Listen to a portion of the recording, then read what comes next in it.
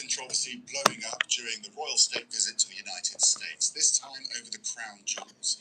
It was triggered by something that New York Mayor Zoran Mamdani said about one particular diamond. If I was to speak to the king separately from that, I would probably encourage him to return the Kohinoor diamond.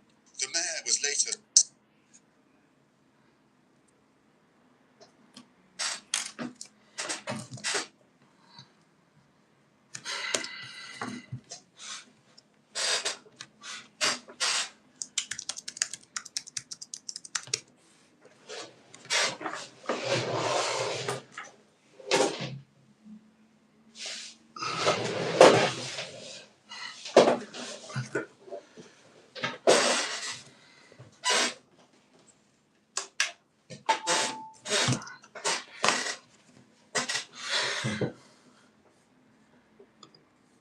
All right, let's see.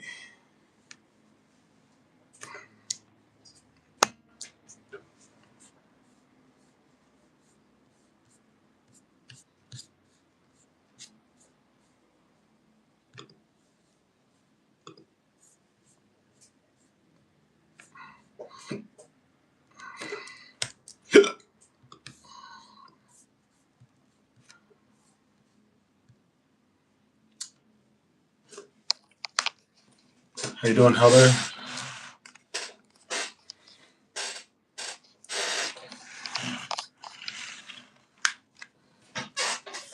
How have you? Oh, shucks. Okay. Let me turn off this light.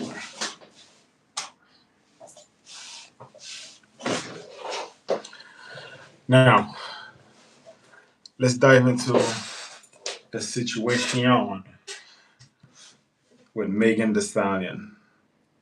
What's going on with my nose?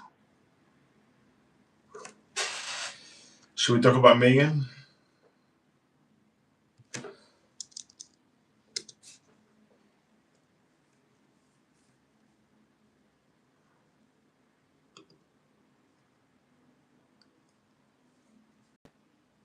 Let's see. I'm just setting this up. Sorry, I'm a little bit behind today. Just been running around trying to get a few things done, and things did not go as I wished, and so I'm a bit scatterbrained. I'm a little bit scatterbrained. Not scatterbrained, but I'm not as well prepared today. But we will get it done. We will get it done. Let me see here.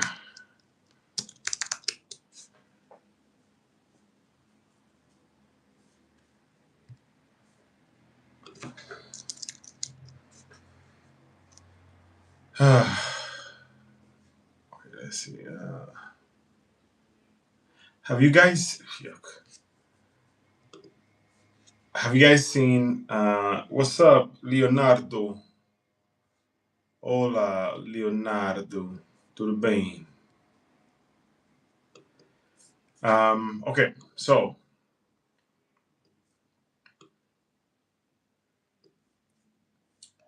a few things to discuss today. There's a little bit of gossip happening around the world. Particularly, there's some gossip happening around relationships. Primarily,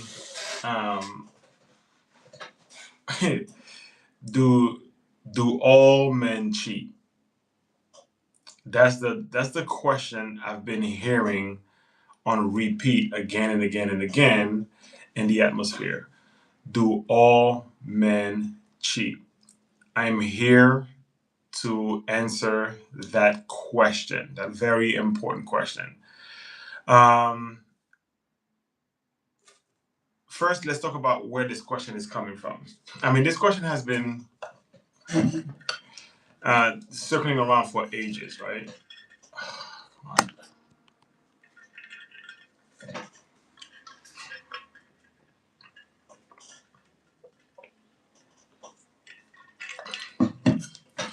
This question has been circling around for ages, and it's back top of mind for a lot of people, given what happened with Megan Thee Stallion uh, a couple of days ago. For those who do not know, Megan Thee Stallion is a very, very popular um, female artist. She happens to be extremely attractive, um, with a fantastic physique. She's very sexy, and very forward with her figure. She's very forward. She's not afraid to talk about her figure, shake her booty, and do her thing. Um, and she's very articulate with her um, expressions of love. Very articulate. Uh, yeah. Leonardo says she's not attractive. He's not attracted to her.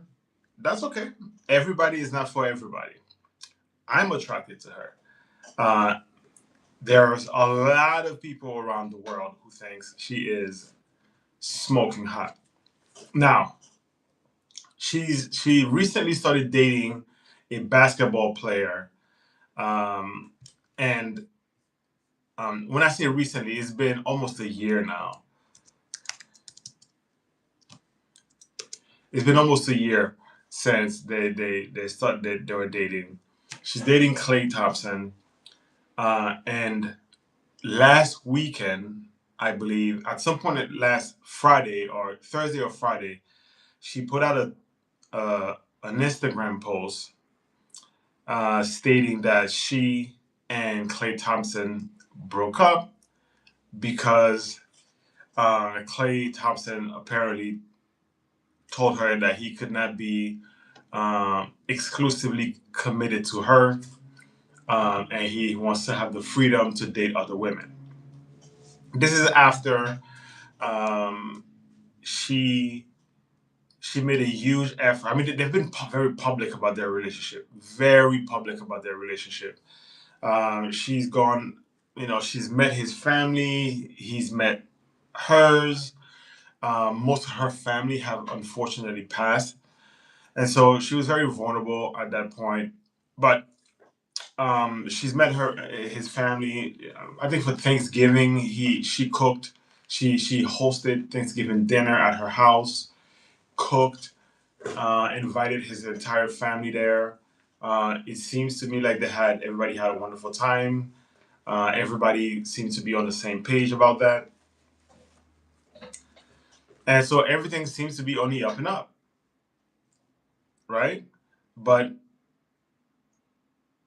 um, but unfortunately, a few days ago, like I said, she put out an Instagram post stating that they were breaking up, and it's because he would not commit to her. And the question a lot of ladies are asking is, if a man cannot be faithful or committed to a woman like Megan Thee Stallion, who is beautiful, smart, successful, um, sexy, and all of this stuff, if Megan,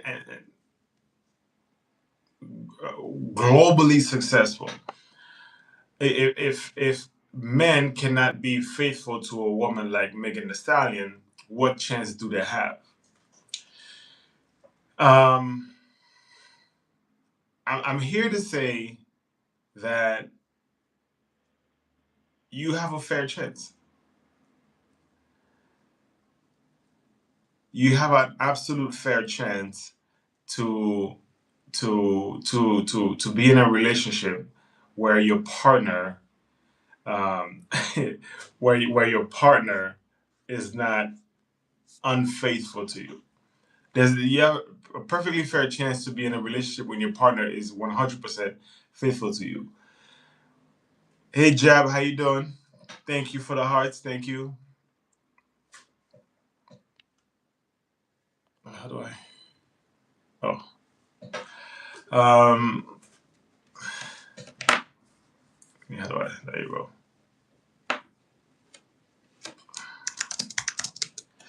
And so Leonardo says, if a man the question is, can men be faithful in their relationship? The answer is absolutely yes, 100%.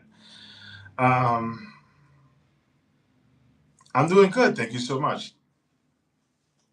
How about yourself? Um, Leonardo says, he says, I'm a man, I don't cheat, therefore not all men cheat. I concur. I'm a man, I don't cheat. So how can we say all men cheat? Uh, Leonardo says, and she didn't do the same. Ha ha ha. Okay, like assuming he's asking if she cheated on him. I don't know. I don't know. It's very likely that she never cheated on him. We don't know. I don't know. Nobody knows. But I think there's something to that question, right? If Klay Thompson can't be faithful to in his relationship, what chances does anybody else have? The answer is that you have plenty of chances. For one thing, it's always important to know who this man is, right? And who the man is and who the woman is. For one thing, Klay Thompson, his net worth is north of $300 million, give or take. Let's see, what is Klay Thompson's net worth?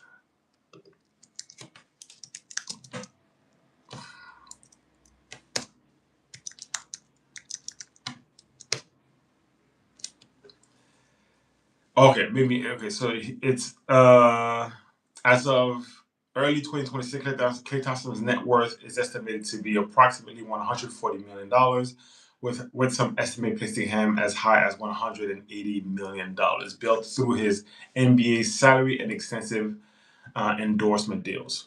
So let's say let's go with the low end, $140 million.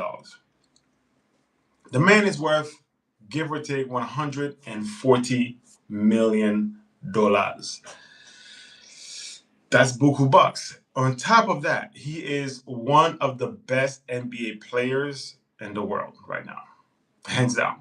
He is not only one of the best NBA players in the world, he is also one of the most famous NBA players in the world. I've met Klay Thompson years ago.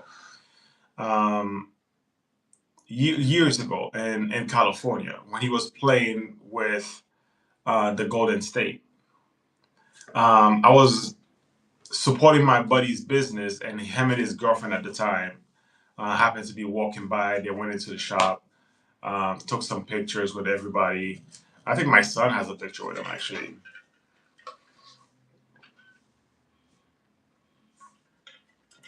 Yeah, they were taking pictures with everybody, and everybody kept doing their thing. Very nice guy, humble, doing his thing. So, but it is also worth noting the man is worth $140 million, one of the biggest names in basketball, always traveling under a lot of pressure. And so, this is a guy with all of the options in the world. Let's put it that way. He has all of the options in the world. Nothing. He has all of the options in the world. And so, asking a person of that status to be exclusive to one woman is a big ask.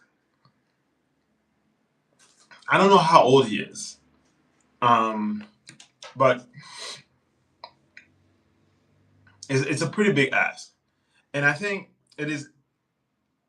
It's not that he's incapable of being faithful. The question really is, where is he at in his life?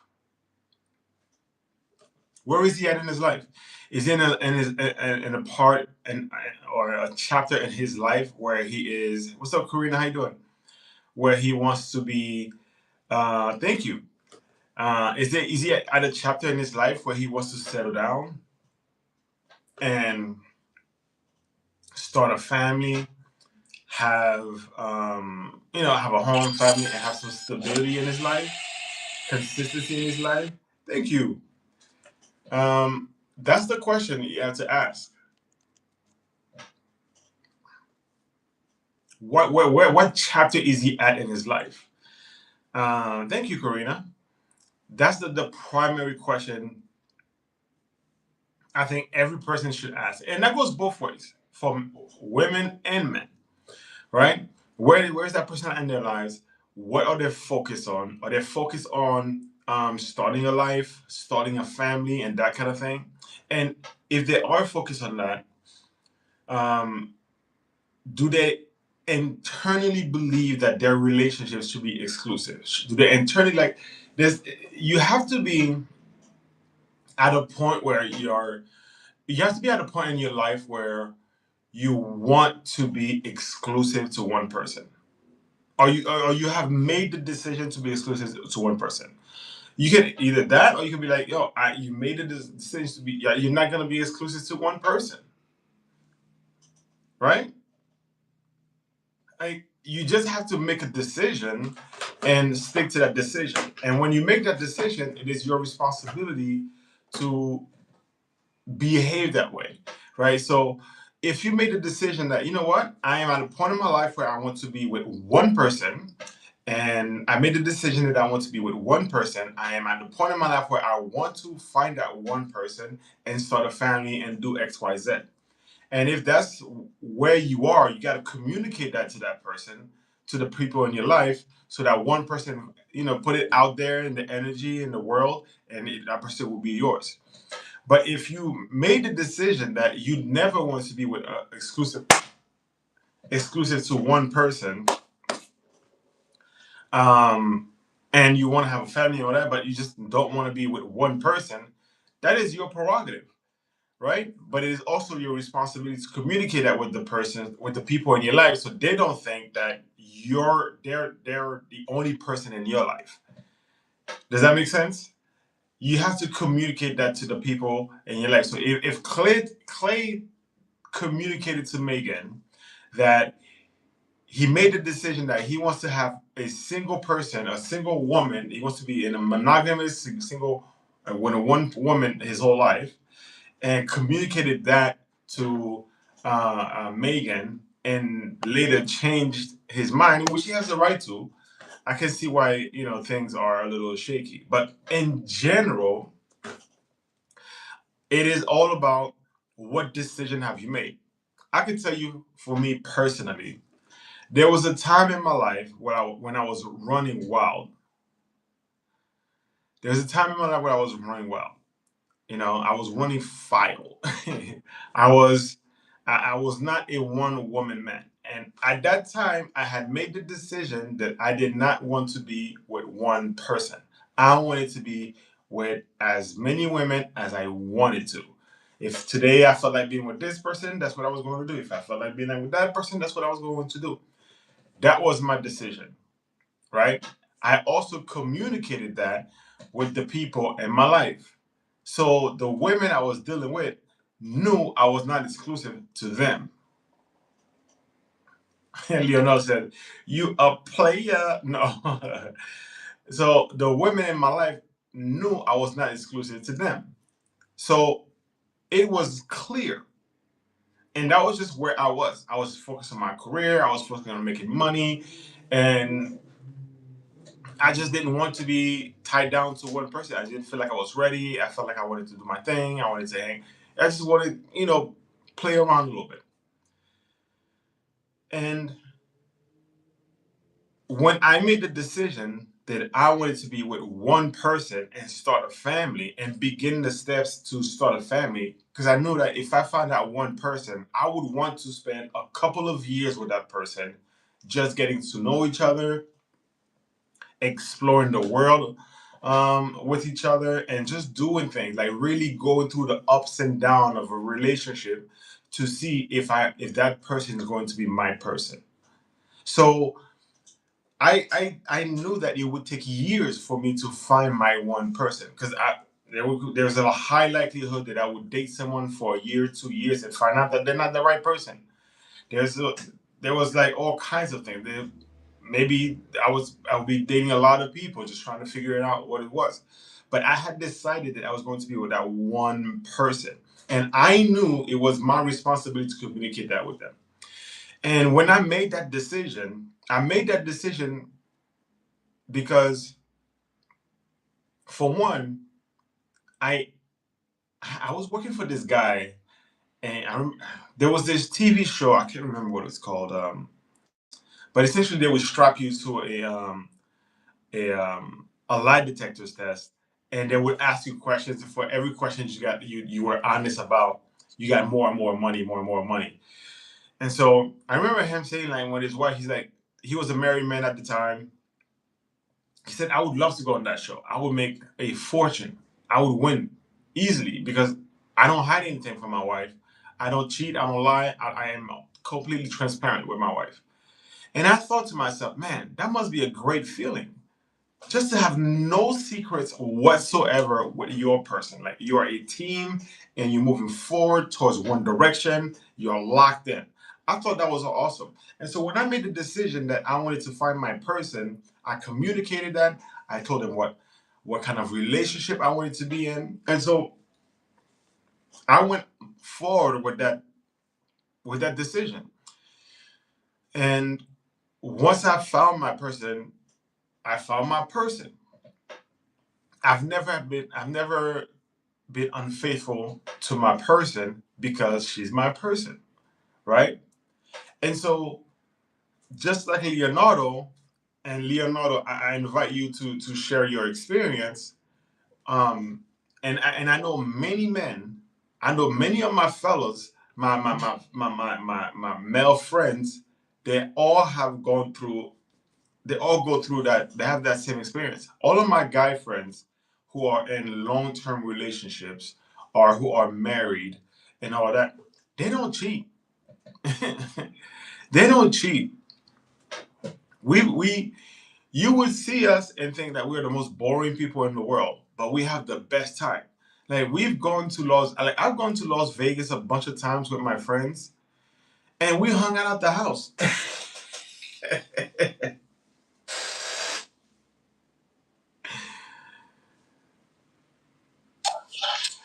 so, so I've gone to Las Vegas with my fellas, and we hang out at my buddy's house like the whole time. We play card games, we watch stand-up comedy, we jump in the jacuzzi, we jump in the pool, like we telling jokes, we having food, like we doing a bunch of nonsense. There's no women coming around, there's none of that stuff. None of that. To the casino, we go to the buffets, we do all kinds of things. We go ride the doom buggies, we do all kinds of things, and there's nothing inappropriate happening because we all made the decision that's not what we're about. Hey, Payla, how you doing?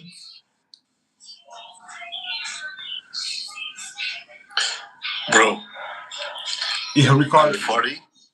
I'm sorry to say. Richard said. Richard said it takes time to find out how crazy they are. He's referring to, like, when you're dating someone when you decide that you want one person and you want to date that person for a while. It's gonna take you some time to find out, if they're the right person. It's gonna take time to find out if they're crazy or not. Both ways, right? Both ways, because it takes once you get in that relationship, people put a persona in front of you when you start dating, and it takes years to for that persona to fade away and that real person starts to present themselves. But go ahead, Leonardo. You were gonna say? I'm sorry, I cut you off. No problem. I'm 40. I had two girlfriends and my wife. Simple. When I was in the military and I was single, one night stands I had a lot of them. I don't know how many. But simple as that. When I'm with someone, I'm with someone. When I'm not with someone, I'm single. Let's go. Simple. There's no problems, no issues, or nothing. I like that. And that's how it is for most people.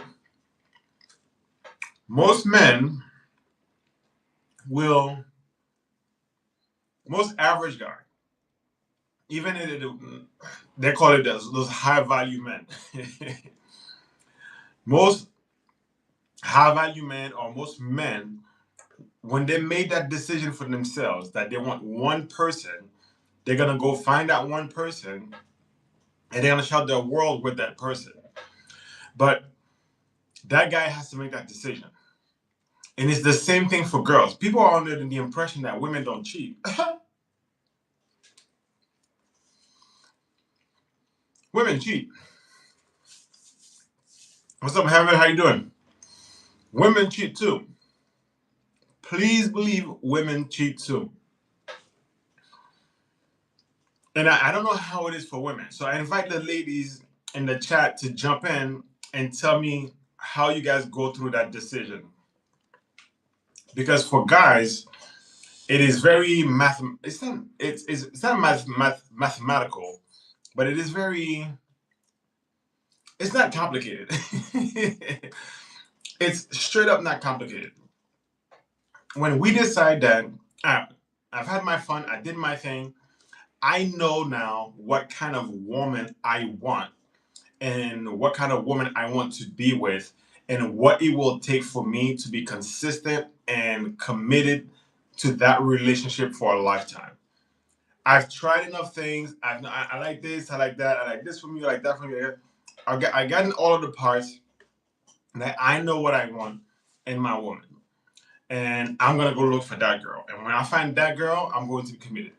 And most of my fellas as well. What some of my fellas, something that they say is at least I resonate with this because I bring it up. Is when you start a family with a person, the last thing you want, the last thing you want is to jeopardize that family. When you pick that girl and you're committed, you get married and you start a family with that person, the last thing you want is to jeopardize that family. You both speak each other. Yeah. Simple. It's so simple. I could never look at my son as my son is asking me, why did you cheat on mom? Why did you break up our family? Or tell me, because you cheated on mom, you broke up the family. I could never do it. And so that's part of it. What's up, Heaven? How you doing? I'm good. How are you? I'm doing all right. Hi, everyone. I'm doing all right. I'm doing all right. Um, Did you know that married couples have some, not all, some married couples have boyfriends and girlfriends? on the side? Yeah. Oh, on the side. Yeah, for sure. For Oh, sure. so you understood what I said? Yeah, they're married men that have girlfriends, and they're married women that have boyfriends. Yeah. Yeah, okay. There's all kinds of relationships out there. I don't know.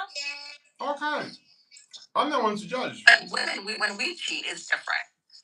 When men cheat, like, oh, it's expected. It's okay. Don't ruin the family because, he's a guy. Versus a woman, how dare you break up this family? How dare you have lust in you? It's definitely told. It's a different tone. I mean, not to say it is condoned, especially if you have like the old school mindset. Well, at least he comes home to you. At least your bills are paid. Kids are fed. Have a roof over their heads. So, sorry, the kiddo's home today because it's Labor Day in Portugal, from my understanding. Yeah. But yeah. Hey, Sunshine, how you doing? National Workers. Workers Day, or is it Labor Day? Which is it? I think it's the same.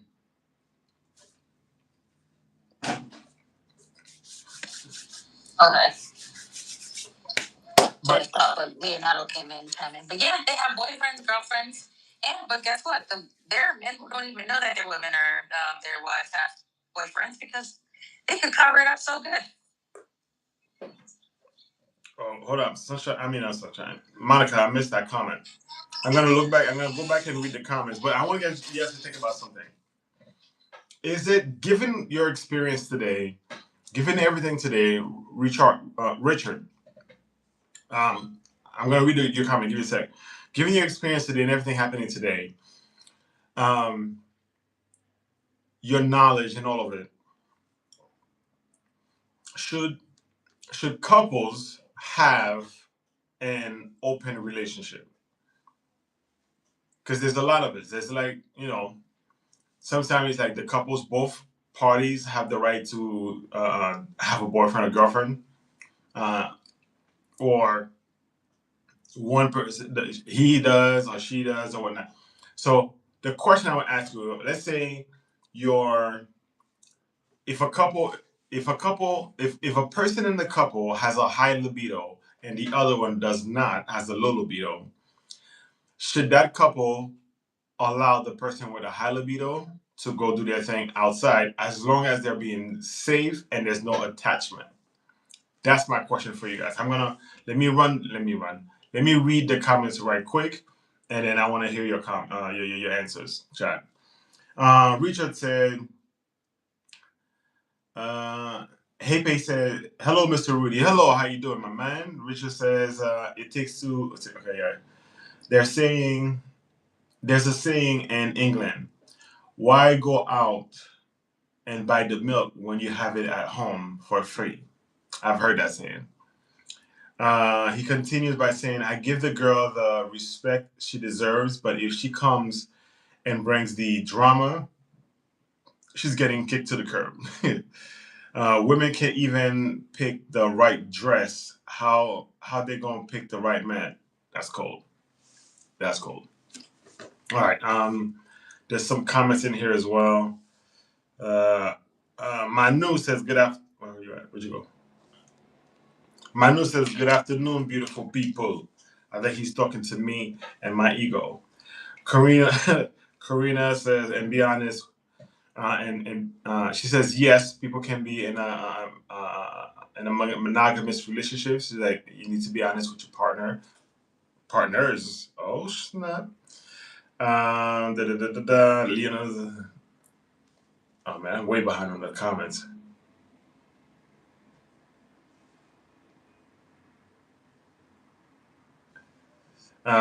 Monica says, I came in on Rudy saying assume.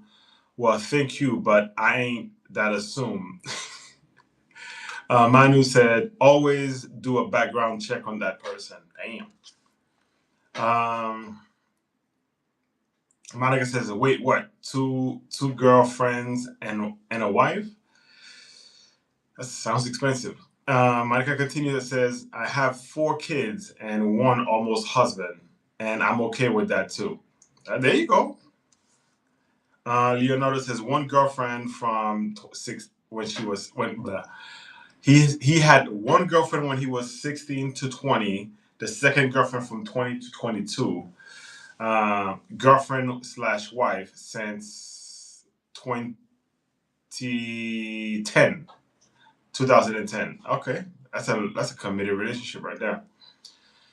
Sunshine says, "Hello, delicious King Rudy."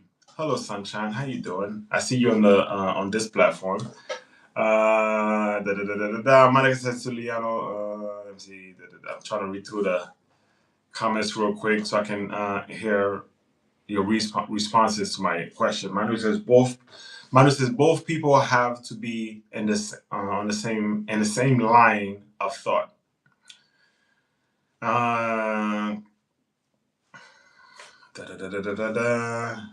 Oops, things just jumped. Wait, what comment? Monica, did I miss something? You said we didn't find my comment fun. Maybe I missed it.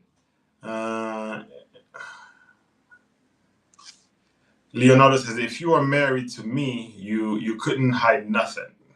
You know what? Something about that does not surprise me at all. Heaven says couples are are married, and I'm not sure what she's referring to. She says couples are married individuals.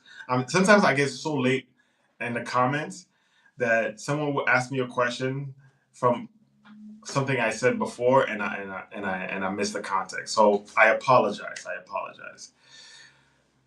Um, Sunshine said, "I believe that, Leonardo. Yes, everybody believes that. Anybody who knows you pretty much knows that to be true."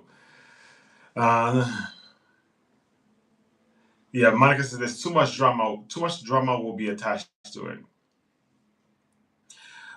Sunshine says, "Oh, how I wish I could talk, but working. That's okay. It's all good. I will talk about this subject on Monday. That's all good." The almost husband. Oh, I see the almost husband comment. I know what you mean. I know what you mean. Okay, Monica said most people find me saying almost husband funny. I don't see him as almost your husband. That's your husband. That's your husband. That's your boo. That's your lover man. Lova lova. So Leonardo, I almost called you MFE. Heaven sent. What do you think? If somebody in a relationship has a low libido and the other person has a high libido, should they be allowed to do their thing? Should they be allowed to have a side person to take care of their needs? If both parties are okay with it, You said what? If both parties are okay with it, which I don't think they will be, but that's a personal view. Yeah. If both parties are okay with it, do whatever you want to do. But as Monica said, too much drama will come. Maybe not in a week, in a month, in a year, but it will catch up to them. If one has more libido than the other, just use your hands or something like that. I don't know, man. I've been seeing. I know people. I have friends. Let me try to recall. It's been a while since I talked to this guy, but I've had friends in the past who were in non-monogamous, committed non-monogamous relationships. Uh, I don't know, so that's grape juice. Nice. I've had friends. I've met people who are in committed non-monogamous relationship. Essentially, and this one girl told me this, put this really well. She said, "That right there is my toy. It's an accessory to my pleasure. That's it. There's no feelings involved whatsoever in there.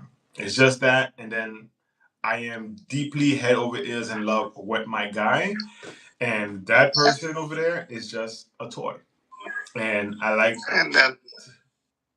And then the side piece will come and start being in love with you and this and that and blah blah blah, and then you have an accident or something like that, blah blah blah.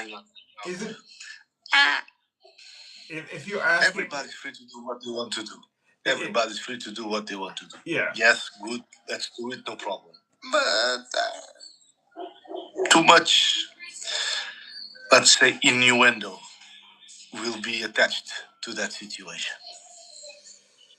I hear your point. I hear your point. Richard says definitely not. Two people sharing the bedroom stay in the bedroom, even if one, even if one has a high libido. Yeah. Um. That's it's not that simple.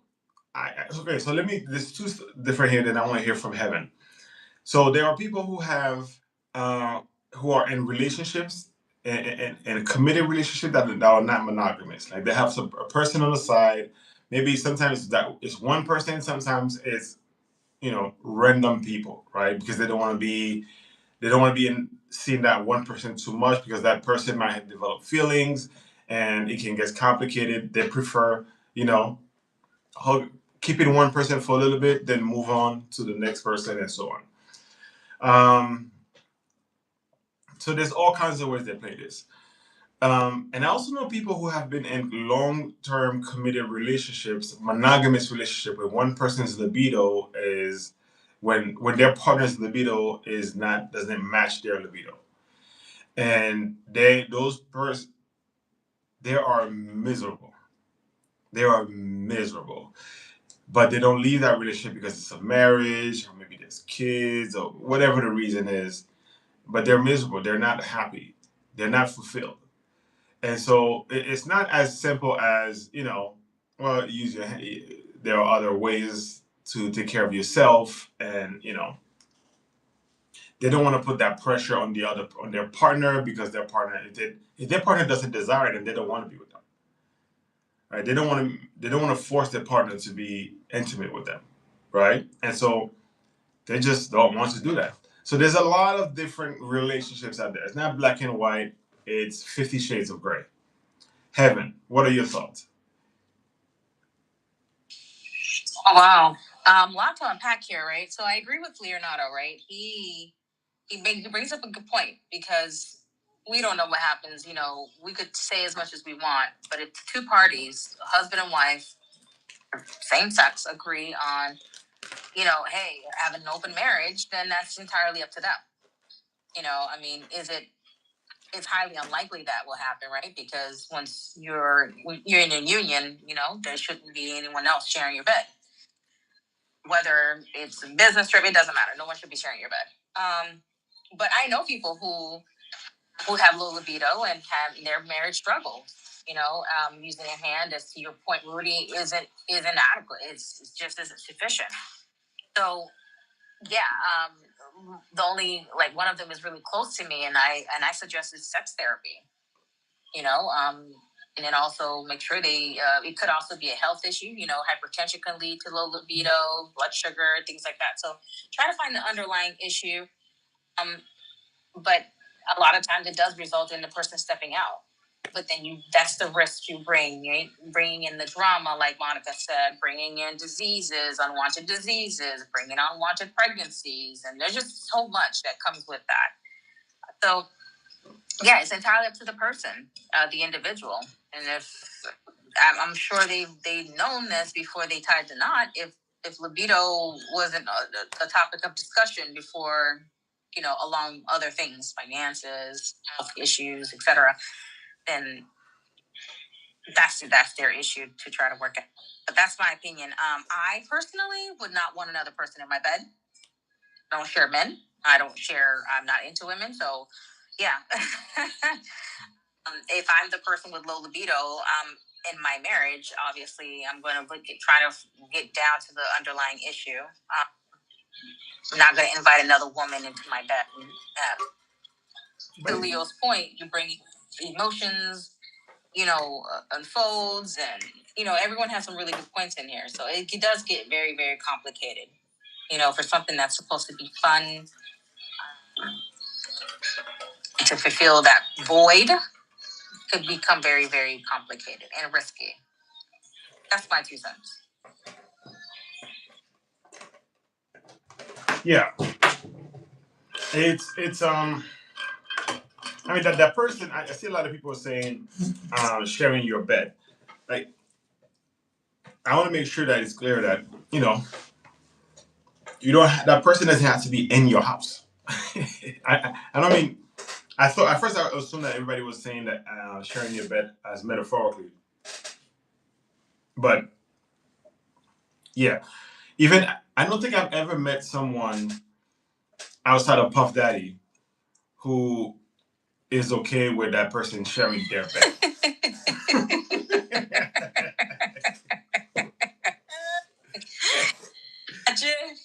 Okay, all right. Okay. Sharing your bed, literally your bed, it's a different thing. I think, in my opinion, I could be wrong. If you're saying that if both parties are in agreement, and part of that agreement is, okay, you can bring her to our house or you can bring him to our house, that's a different thing. I'm not saying there's anything wrong with it, but that's a different thing. That's usually a I don't know if I'm allowed to say that word on that platform, but it's usually because you get satisfaction of watching your partner being satisfied with someone else, by someone else. right? And there's nothing wrong with that. There is nothing wrong with that whatsoever. Um, but that is something different. I just want to be clear. Um, there's a few comments came into the chat. Um,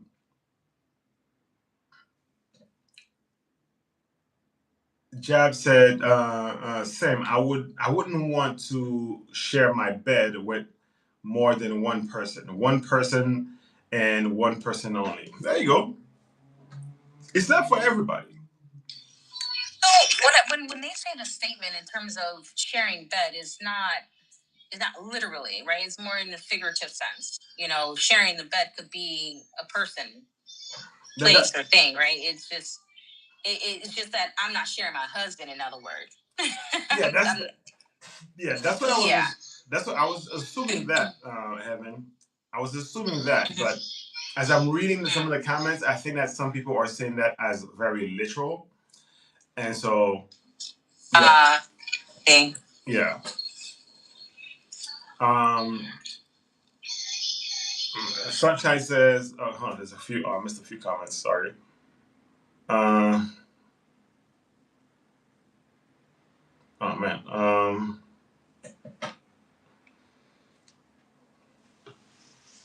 Wait. All right. Monica says, still almost husband legally, not married. I know. It's all good. To me, he's still your husband. That's your man. Um, Sunshine says, what's that, Leo? Monica says, well, people always say that if you want it done right, you have to do it yourself. Yeah, that's not always true. It's not always true. Sometimes you want there is nothing like cheeks. You know what I'm saying? No matter what you do, there's nothing like the touch of a woman. And I would imagine for the ladies, it's the same thing. So as much as you can only take care of yourself for so long. Leonardo says, divorce if you aren't happy, separate. First, always yourself. Sunshine says it's much more complicated than that. Sunshine says, I agree with you. She agrees with me or agree with someone else? Leonardo says you can always go to swing clubs. True. Um, Leonardo says my bed is my own. So long I took uh, my bed is my own. So long I took to adjust it to my body. That mattress is adjusted to your body. He's not sharing that with nobody. Monica says that may be why most people get hotels. So the bed is off the table. 100%. Some people are okay with it as long as it doesn't happen to their house and their house, as long as it's not happening with one of their friends, as long as it's not getting back to them. That's the most popular thing that I've seen. So I have a buddy who's in a relationship that is non-exclusive, and his woman told him, "Listen, I have you have a much higher libido than I do, much higher libido than I do." And so the deal that they've made is as long as it doesn't get back to me.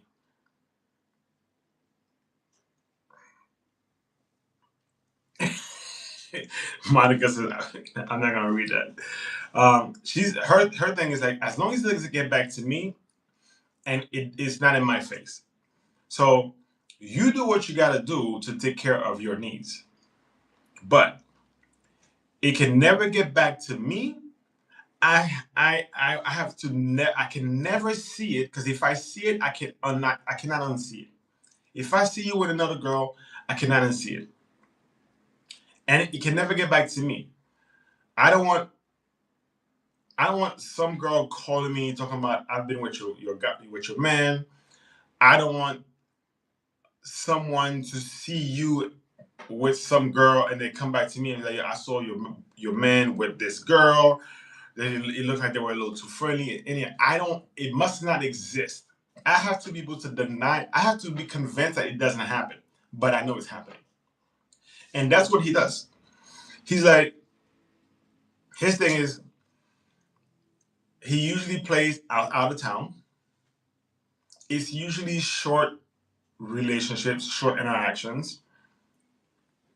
The person that he messes with usually knows he is in a committed relationship, and it cannot get back to his woman because he's very transparent about it, and so it really works for him. And whenever he's with her, and even when he's not with her, he is very poised. He doesn't overly flirt with people. When he's with her, he doesn't flirt with her. Like he does, he keeps his a respectable distance and all this. So there's no unless you know them, unless you know them. And I don't think she tells anybody about this. He told me, but I don't think any like people know. Like you would never guess this. You would never uncover this just by knowing them. So some people they have that kind of agreement. Um, Monica said to the Portuguese love to say things like that even when it's not true. I've heard people say, "Oh, I seen so and so's husband with so and so." Yeah, I hear there's a lot of that stuff happening around, man. I hear there's a lot of stuff. So does that make sense, Heaven?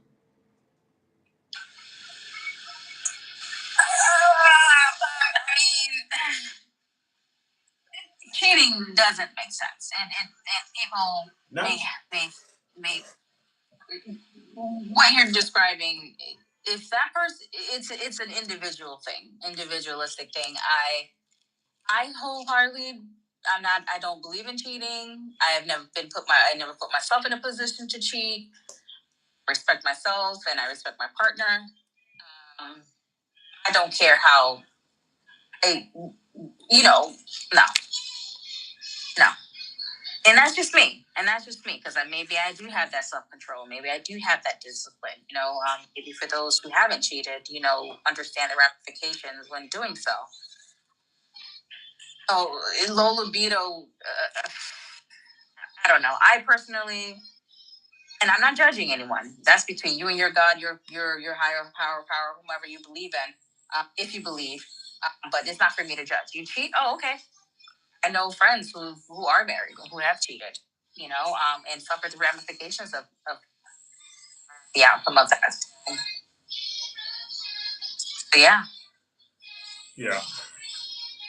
If you've ever been friends with someone who got caught cheating, either in a dating situation or in a marriage situation, if you've ever been friends with someone who got caught cheating, you know that's not what you want. A lot of times, Rudy, some people rush. They rush into getting married without getting to know the individual. And I do know some in time people fall out of love with each other for whatever reason, whether the person gained weight, the person is no longer find them attractive, whatever circumstances change people. I get that. But if you're no longer in love or fell out of love with that person, how about you go through the proper channels in divorcing that person, and giving that person that freedom, that respect, and respecting yourself as well before bringing someone else into the picture and just making it messy. I mean, there's no such thing as a perfect person, right? We all are flawed. Yeah. We're flawed. But I find that, and it could just be that one time. Oh my gosh, I was inebriated, or I felt lonely, and you neglected me, and blah blah. Whatever the excuses are for a person to cheat. Yeah, divorce the person, and then go and pursue whatever woman, whatever man, or women, whatever. But just don't hurt the person, because I get it. People do fall out of love. People are no longer interested in each other after years. Listen to Leo. He's not flawed. You know what, Leo? He's so silly. He's super silly. But yeah, I personally, if a man cheats and a woman cheats, that's their business. I'm not going to judge them, but don't think that I'll condone it. I'll be like, you're wrong, right, sis? You're wrong, right, bro? You got to get some help. Like, why did you cheat? If me and that person have that type of relationship, I'm gonna boldly say to Rudy, you shouldn't have done that, right? You know what I mean? As an example, guys. But yeah, I've been I've been drunk like you don't know, like a lot, and I haven't cheated. Never, never, never. The mindset, your integrity, it's your ethics. Do it. That's right. You can have fun. I drink. I drink because I don't like to be drunk. I drink because I love the taste of drinking wine. In Portugal, we have 37 different wines. I love them all. I love beer. I love whiskey. I love everything. I drink because I love the taste. I get drunk. Most of the times, I'm a happy drunk. I'm just like and believe you. Even if I am completely wasted, I will not do anything. And I know again, it's just your mindset. So don't use other expectations to do it. Don't use excuses. If you want to do it, do it. Speak before. Or just give the person that freedom, right? Divorce the person. Do it correctly, because you would want someone. You don't want to know you're known as a cheater. Especially if you're a liar and a cheater, right? Because you have to lie in order to cheat. So now you're a liar and a cheater. But how about you become neither of those things and just serve the divorce papers or leave the relationship, and that's it. So do you think Clay Thompson did the right thing? By cheating? He didn't cheat. I don't know. What's the latest on that? I mean, I don't. It sounds like Megan Stallion. I know she's gone through so much already, and it sounds like his family loved her, but then he pursued another woman. From what I've gathered, it sounds like they had a conversation, and he told her, like, listen, I do not want to be in a committed relationship. And she's like, okay, cool, I'm out. Oh, okay. So why is the internet talking about, oh, yeah, you cheated, you did this, you did that? And I'm like, okay. I mean, hey, he's communicated where he is right now. All right, Megan Stallion, do you think? Move on. Find a man that does want to marry you or that is committed. That's all. Well, no big deal. All I can say is all these women efforts, trying to keep him happy was a waste of time. That goes back to, I'm not a big Cardi's fan, but I don't cook, I don't clean. Lyric, because I hear, I saw Megan Stallion cook a whole Thanksgiving dinner for the family, putting all the efforts in, and then for him to turn around and say, well, am I ready for a committed relationship? I'm like, well, F you. What? Yeah. No. I don't cook, I don't clean. But before that, she was selling her body to make money instead of doing a proper work. Who? Now she's very respectful. You know what? I mean, I'm not a big Cardi's fan. I'm just referencing a line. I'm a big. I love Cardi. I know. Just, okay, babes. Double standards for somebody. What do you mean double standards? Now, Cardi B is one of the advocates for male integrity in a relationship. Man cannot do this, man cannot do that, man blah, blah, blah. 10 years ago, she was doing all of that and it was fine. For me, it's a double standard. Should not be like that.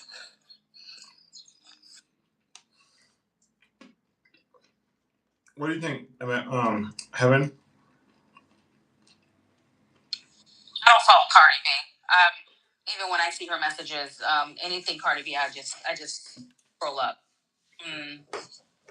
I mean, to Leo's point, and I'm sorry if this comes off as judgmental, but yeah, I understand circumstances put people in places and positions that they have to do things what they think they have to do in order to survive.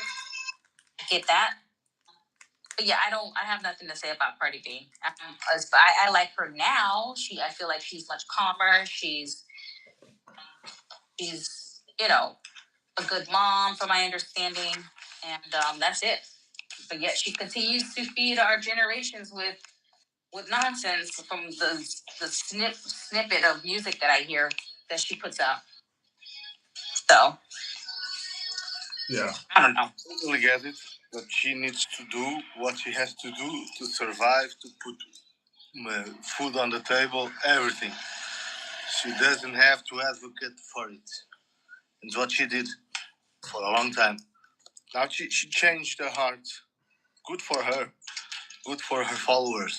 But sooner or later, she will advocate it again because the money will start to run low, if it starts to run low, and she will do it again.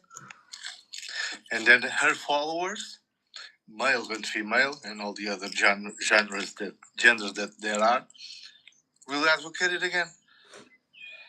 And that's what the big influencers, because even if she's not, she is, because she sells records all around the world. Everybody listens to her music.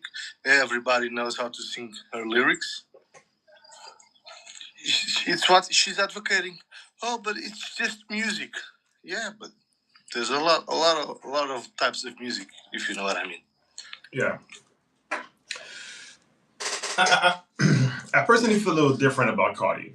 I personally, I love Cardi.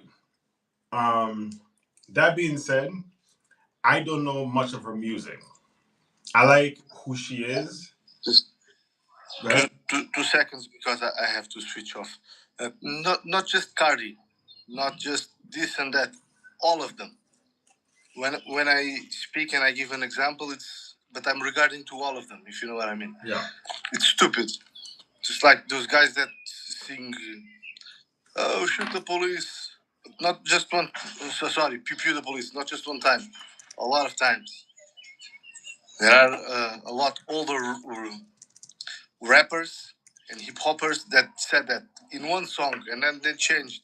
It's fine. It's one song. It's okay. But there are another singers, Yeah. that do it constantly, and not just about one topic. All of the topics. If it's wrong, it's wrong. You can do it one time. Yeah, it's okay. It's culture. Whatever. Fine, no problem. But don't keep insisting on all of that stuff over and over again. It's not okay.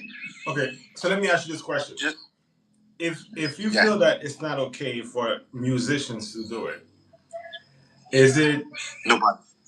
is it okay? Okay, if you say nobody to say it, to sing about that stuff, do you feel the same way when it comes to movies and theaters and poetry and every other genre where they show this stuff? Yes. Like I said before, I'm a little old-fashioned in this matter. Yes, you should not do it because then something happens, and it is people like me that need to go over there to fix the problem. Because most of the people, now I'm being a little bit uh, egocentric, most of the people don't understand that it's just comedy, or it's just music, or it's just a movie. Most people have low IQs and cannot assimilate that it's just a movie. Oh, this really happened. No, it's just a movie. It's just music. It's just comedy. It's just this. It's just that. It's not hatred. It's to make fun of. It's to laugh. It's to feel. It's to interpret. Yeah. But like I said, most people don't understand. Yeah. That's why I think, okay, we should not abolish everything, but lower the levels. Holy you, but you are old-fashioned people and cannot be like that. Yes, but I know the guys that go here and there and get shot at and stuff like that just to prevent everything. That's why I think of that. It will not move. It's just a personal opinion, I know, but it is what it is. Yeah, but Leo, that's not going to help because no, things like that actually sell.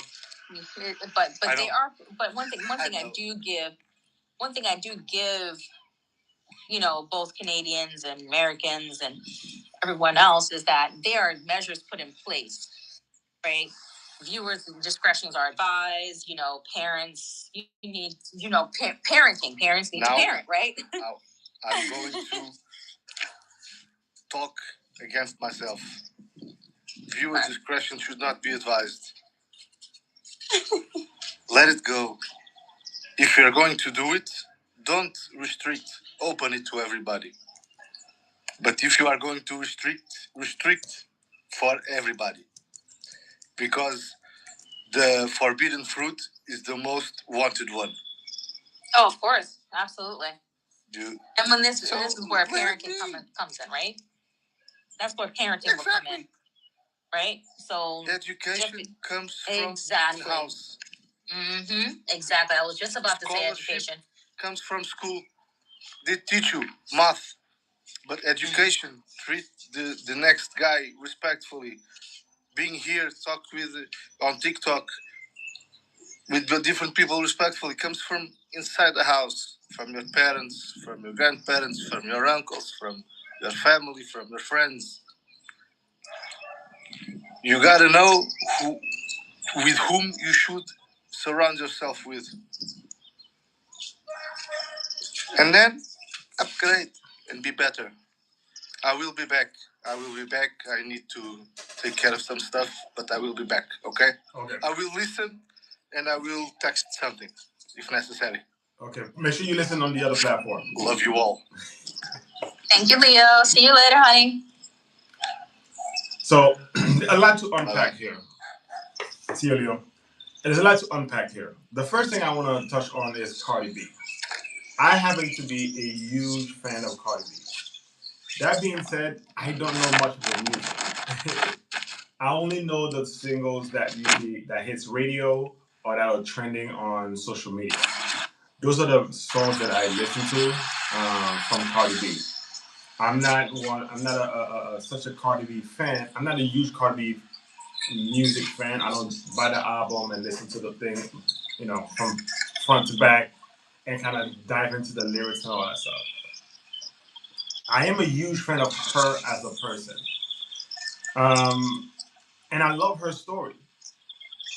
Cardi is from the Bronx. She's a Dominican girl. She's Dominican or yeah, I think she's. Yep, she's Dominican. Dominican, okay. She's Dominican. Dominican girl from the Bronx, and um, you know, comes from extremely humble means. I'm from Brooklyn, New York, and I know how it is to grow up in the projects and the inner cities of New York City. It is it is a soul snatching environment because you may have a dream in your mind, a dream that you want to attain, but everything around you is designed to destroy all good things in yourself. It is literally designed this way.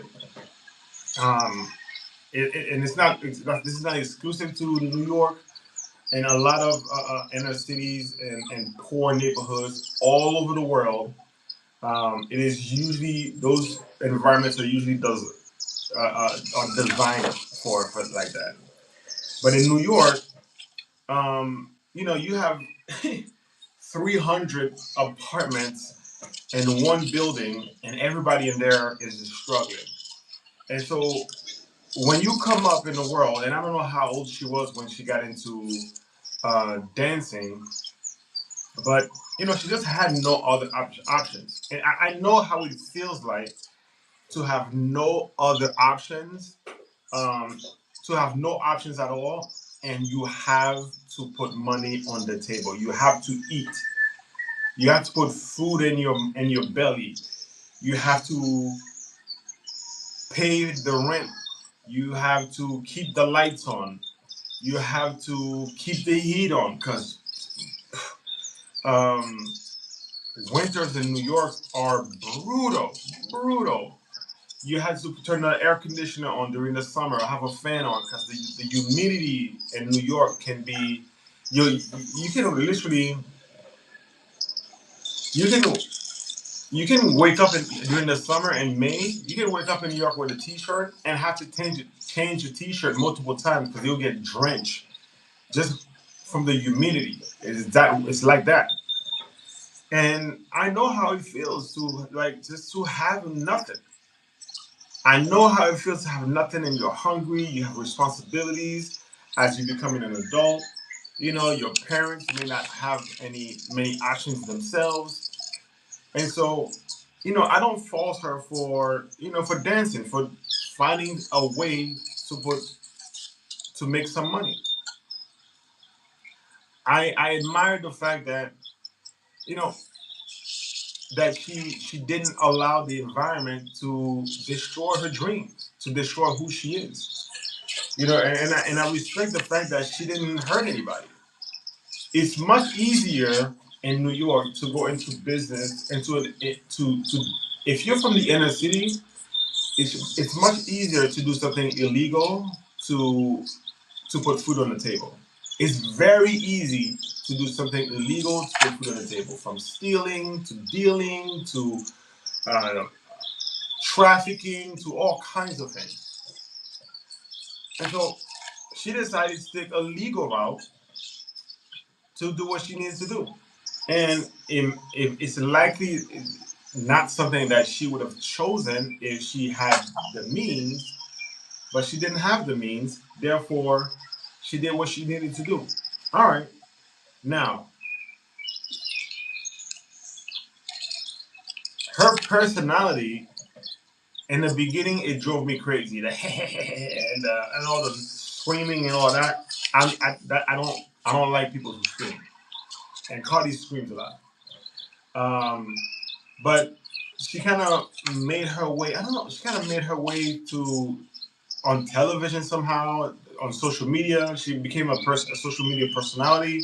She found her way onto TV. She was doing the reality TV shows, and then from there she started doing music.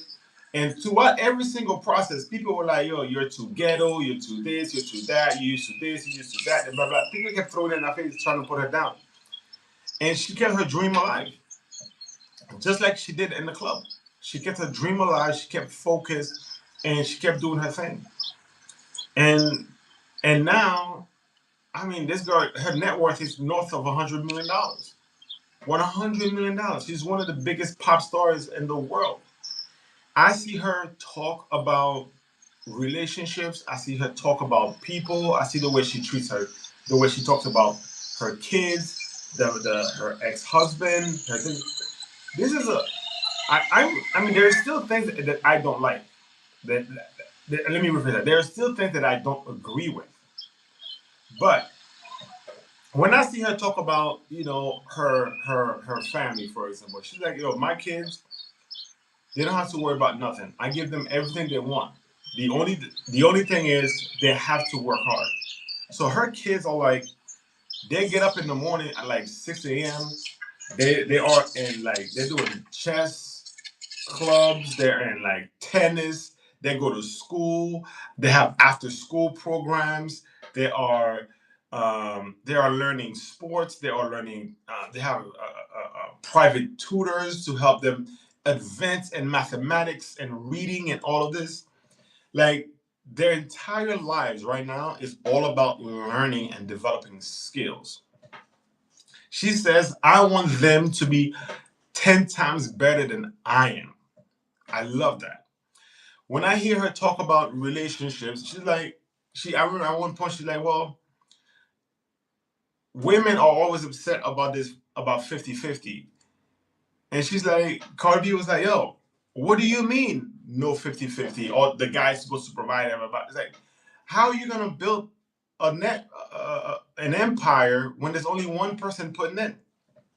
She's like, yo, you both have to be 100%. That way,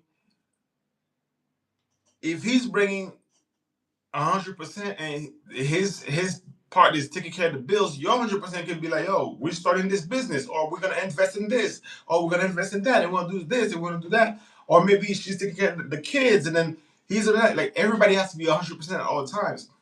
And so she was one person, like a very prominent female figure in an environment where everybody's like, a lot of women was like, I'm not with this 50-50 passenger princess, and what is it called?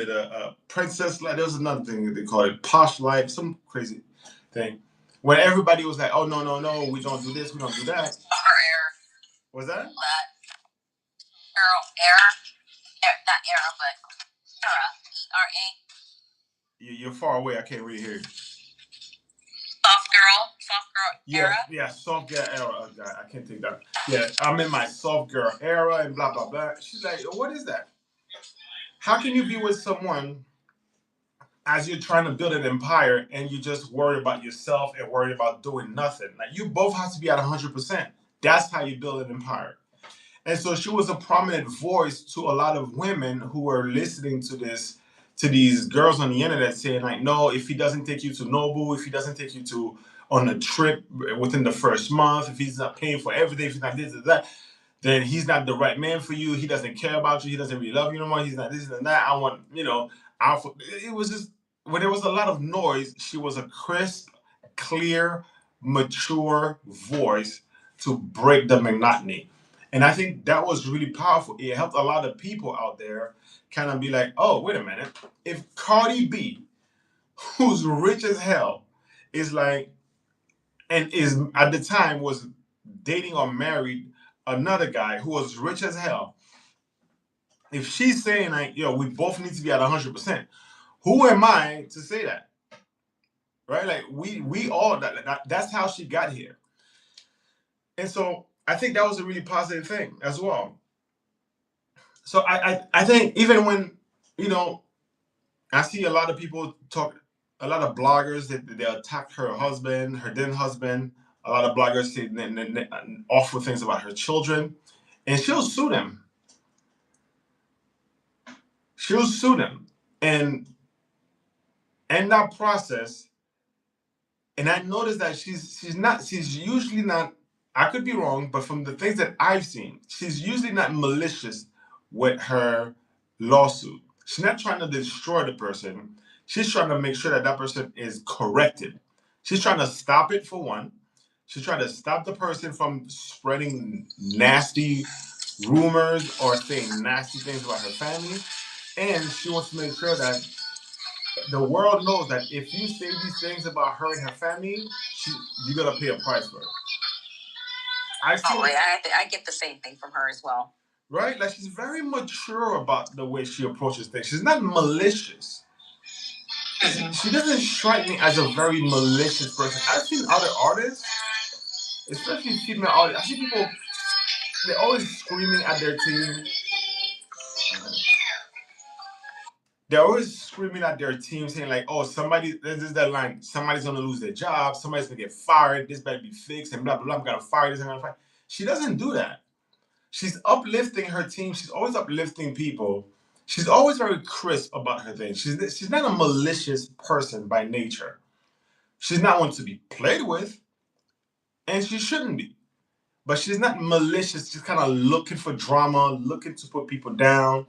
She's one of the few female artists that has risen to the top. And what does she do? She's always collaborating on music, videos, tours with other artists, other female artists, especially in hip hop. And in hip hop, female artists in hip hop have traditionally be like, I'm the queen. Can nobody come close to my queendom? They're always trying to shun everyone else. They're like, no, no, no, I'm the queen, I'm queen. And they try to crush. If another female artist starts to bubble up, they're trying to crush their careers. They try to crush their careers by blackballing them, by trying to steal their tracks, working with other promoters or steal their promotions and all that. They always try to crush their careers. Cardi is one of the very few artists who be like, oh, this girl is doing her thing. She's dope. Let's collab.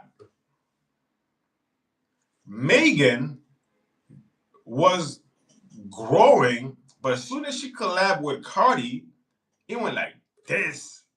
She blew up. So, and there's a lot of artists this way. So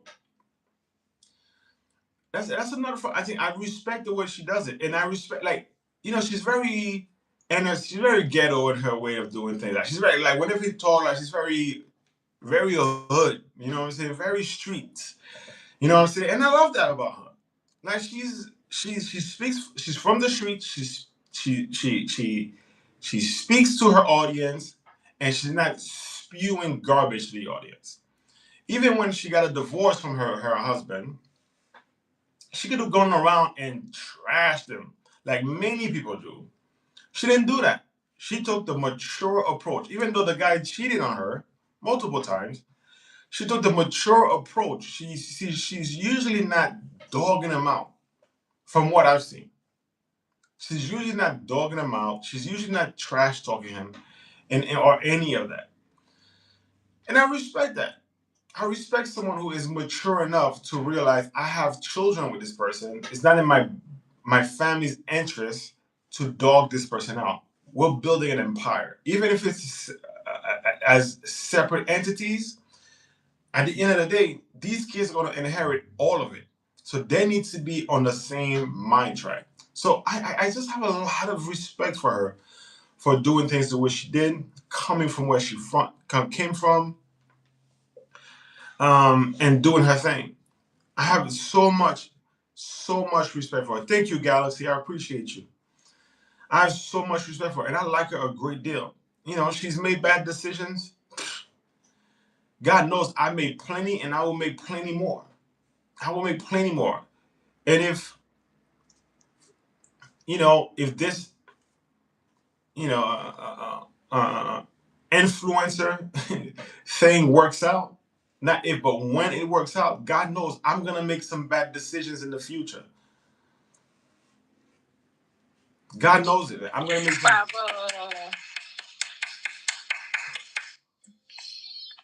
Yes, I'm agreeing. Well, hold on. What she said? No, No, what you're saying? Oh, I do commend Cardi B for being able to pull herself out of the situation and not stay there. There are a lot of people who love the fast money and stay in there, even though they got what they wanted, they got what they need, and they're like, "Nah, that 9 to 5 is not for me, or this is not for me." I like this. This is the easy money. This is the easy route. And with her, she's like, "No, got to get in, get what I need, find another way that's decent, um, to make my money and to help my community or my family." So I do commend her on that. Hey, Galaxy. Hey, my love. But yeah, I do commend her for that, because I know people in my family specifically who's done things like similar, not so much Cardi B, but I'm not gonna mention it, but right. Yeah, and stayed there, and in result died because of it, because they were so caught up in the fast lane and trying to make money so fast and all that stuff. So the fact that she was able to pull herself out from the trenches and and now make millions, and now and remind her kids, yeah, your mom make money, but that's my money.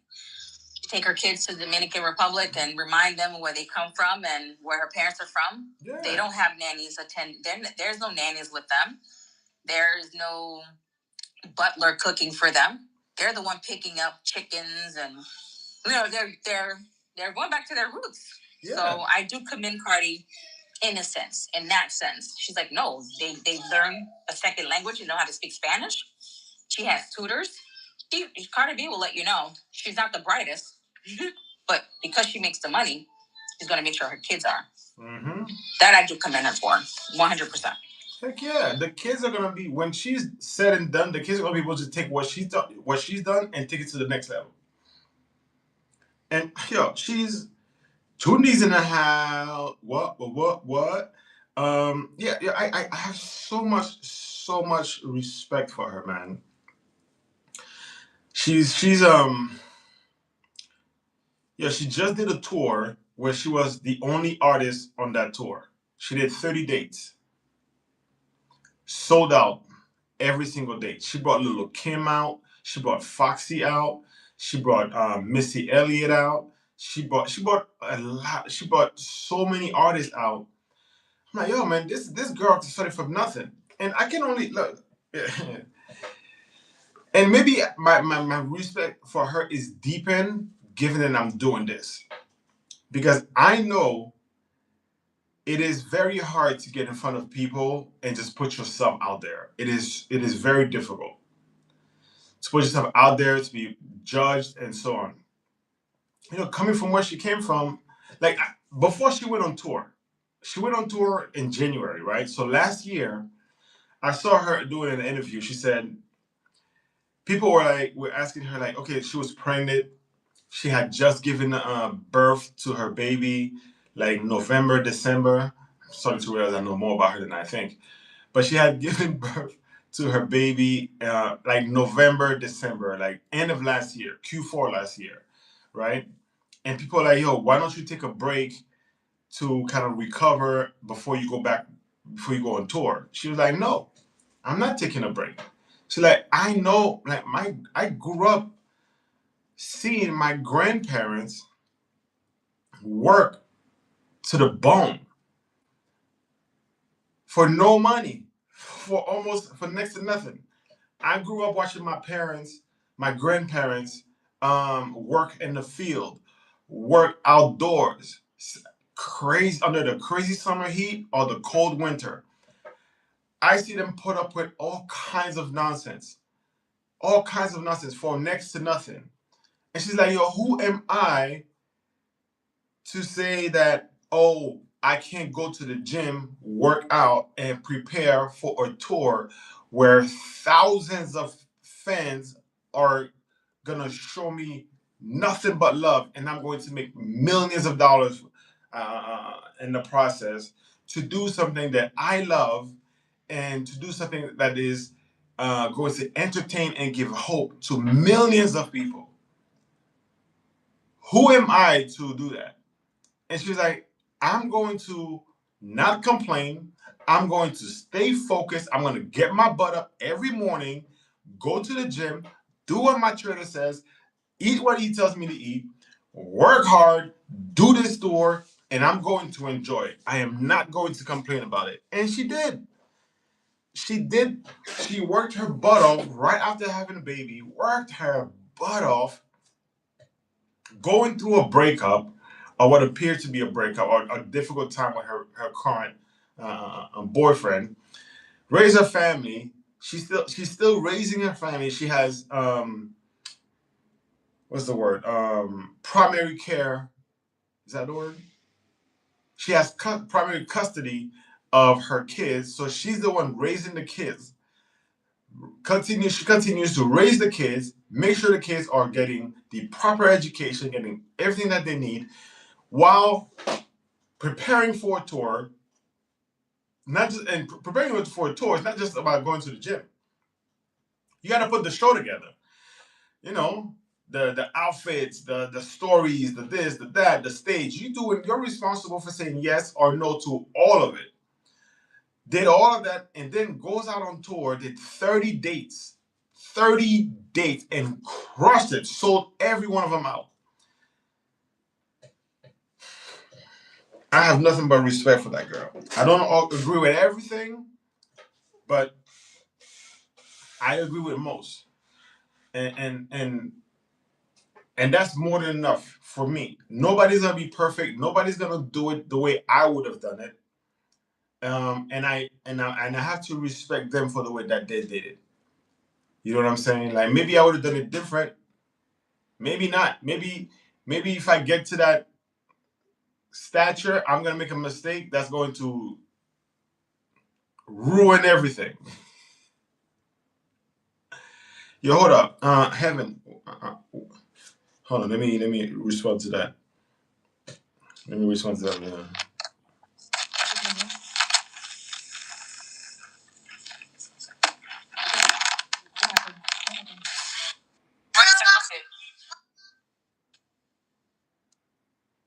Nah, I saw you asked me a question. I was just responding. So yeah, man. That's how I feel about Cardi. I got a lot of love for Cardi. Now I want to hear from you guys. Um, what do you guys think about Cardi? Chat. What do you guys think, man? Given everything I said, did I persuade you to?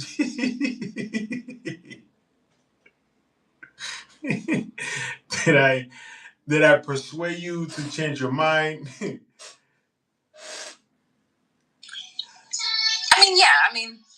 It's not the persuasion. It's just these are facts. What you're spewing is not. Isn't something that we don't see. I think a lot of times people can't unsee where she came from the beginning. You know what I mean? People are definitely going to judge you from your upbringing, right? You know, yeah, she could have chosen a different route. Yeah, she could have just studied harder. She could have endured, not having the finest things. Because when she was doing these things, she was wearing designer clothes and all these things. But she had, gone a different route and stay in, Kirkland brand as opposed to Gucci and everything else, possibly. But people are going to judge because of where she came from, not where she is now. And now that people are, and sadly, that's how it is. I'm not a big Cardi fan because her music, I don't think she's that talented. I think she's just putting music out there that sells, money, rapping about, women's bodies and things like that is not something that I'm too fond of. You know what I mean? Sex does sell. I get that. It sells. But at the end, you have kids that does look up to you. Because she's gone on interviews where she's like, I don't allow my kids to curse. I don't curse in front of my kids. I don't do this. I don't do that. But yet your music is full of profanity and full of it's misleading. But then again, it goes back to parenting, right? Parents, you should not let your kids listen to Cardi B. No, that is not a role model at all. I mean, you have to allow the person who has the IQ or understanding comprehension to say, you know what? Yeah, I just know this is all entertaining. This is all a persona versus a kid like, I don't cook, I don't clean, and then start shaking the butt and all that jazz. Cardi says she doesn't even let her kids listen to her music. She shouldn't. Yeah. She shouldn't. She shouldn't. So, I mean, I'm not saying I'm not a big fan of hers. I think a lot of people struggle with, can I let it go that she was an entertainment, a dance, can I let that go? Is this the person do I want to associate myself with or listen to? But again, it's all entertainment. Yeah. Nowadays, it's all about entertainment. What sells? Pew pewing the 5-0 is what sells. Are people still doing that? A lot of these rap artists, I don't even listen to rap anymore. A lot of these rap artists, that's what they talk about still, and wearing the gold chains and wearing the big whatever. But yeah, I think Cardi B has turned a corner where she's like, no, that's not for me anymore. To do what I had to do to get myself out of that situation, and that's where I commend her 100%, because not everyone has that willpower to say, I'm not going to stay here. This was just temporary to feed my family, keep a roof over my head, and work my butt off, get on this hip hop, what do you call it? Hip Hop New York reality TV show. Is that what it was called? And see it, and that's what it was called. Love and Hip Hop New York. And make an appearance here and there, and got her some money. Now she's no longer doing the sexy dance. And now she's a mom of what, 4, 5, 6 kids? I don't know. Right? She has how many baby daddies? She has Stefan, 2. the football player from the Patriots, and then she has one from her husband. 3 for her husband, and she has 4. But yeah, I mean, I commend her. I commend that she pulled herself out and didn't stay in that business, nor does she promote it. Whereas Jocelyn from Love and Hip Hop as well, I think it was called Love and Hip Hop in Atlanta. You know, she too she did what Artie did, into music. And now she has her own strip club. I don't know. Jocelyn Hernandez. Jocelyn Hernandez? Mm-hmm. Hernandez. Jocelyn Hernandez. She's known as a Puerto Rican princess or something like that. Mm-hmm. So, and now she promotes Jocelyn. She has her own strip club. She has girls do, dance. Right. Whereas Cardi B doesn't have that. So I do commend Cardi a lot. Yeah, I don't know who this person is. I don't think I've ever seen her before. But that's not saying much. I don't watch a lot of TV. I don't watch reality TV. I watch 0 reality TV, so that doesn't say much. But Cardi B has four children. You're right, 3 by her ex-husband, and 1 with her current boyfriend.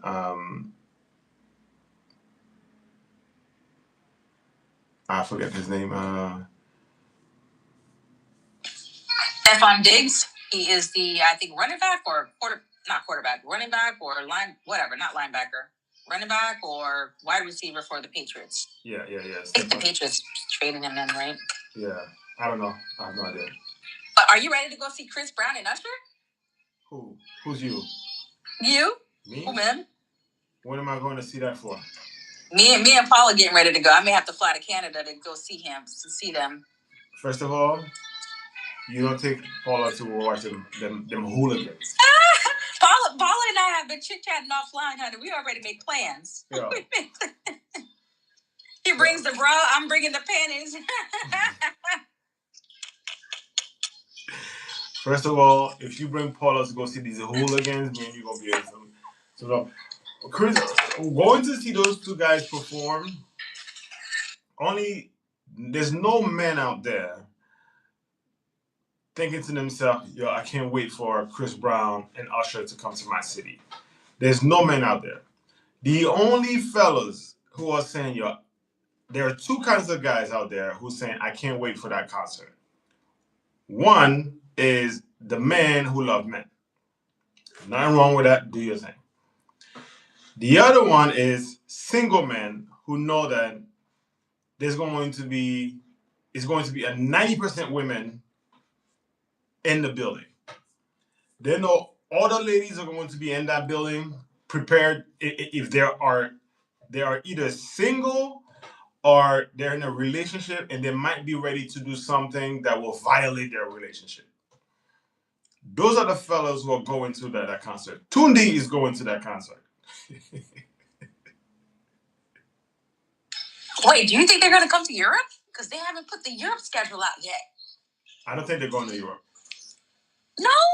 Yeah. Oh, that's okay. They're going to Canada.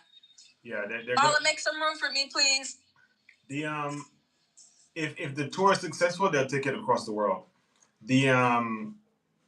Cardi is thinking about doing a global tour next, given the U.S. tour was so successful. Tony says, what if she was doing office work and then board jobs, working all hours of the day to support her kids? Referring to Cardi. It's true, man. It's like there's all kinds of ways to pay the bills, man. There's all kinds. Listen.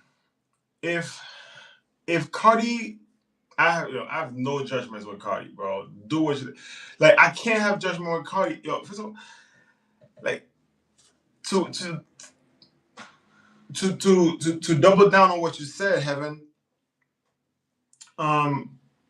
It is her music is raunchy, right? It's for adults. Her kids should not listen to it. My kids don't listen to it. I have the authority and the discipline to make sure that my kids don't listen to it. Jay-Z is my second favorite artist of all times. The other day, my son, who is 8 years old, saw a picture of Jay-Z, and he was an interview that Jay-Z did with the New York Times. He was like, "Who is that? Is he famous?" I said, "Yes, he's very famous," and I turned it off. I turned it off. I don't want.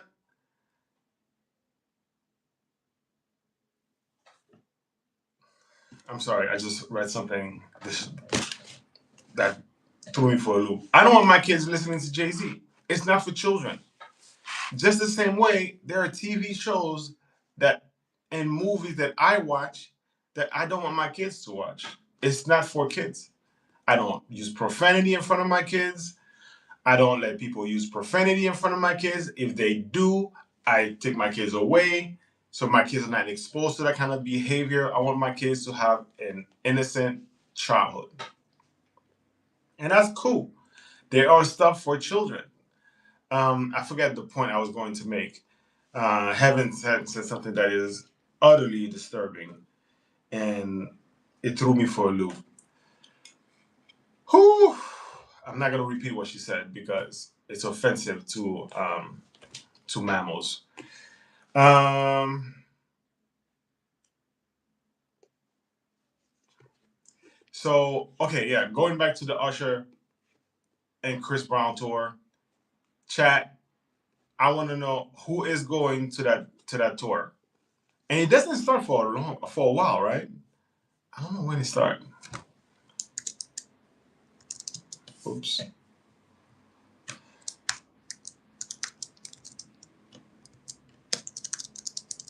Oops. Let's see.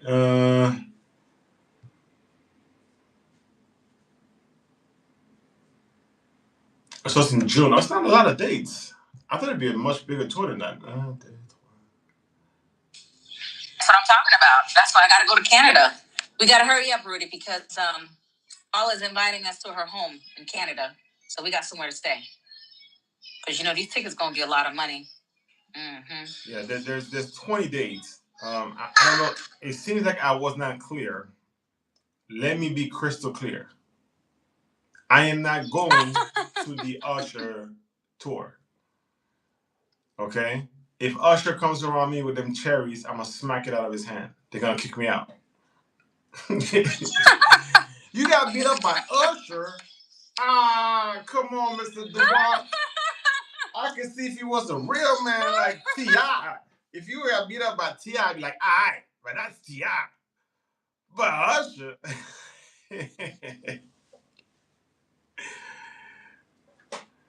Yeah, Paula's not opening her home to me. If I go to Canada to hang out with Paula, we're gonna be too busy to leave the house. Home delivery food all the time, and you don't want to be around me and Paula. Heaven, it's disgusting. It's disgusting. Turn on the air conditioner and open the windows. It's foggy in here. Oh, she's coming in August. I can't wait to go to the beach. Yeah. Oh my God. Yeah, you want to make sure that when you meet up with her, you want to wait a couple of days before you meet up with her. So me and her, we need to have a private time, and then she need a couple of days to recover. Blood IV to put some fluid in her body to get her hydrated again, and then she'll be able to entertain an audience. But before that, it's me and her messing up the furniture up in the house. That's just how it goes down.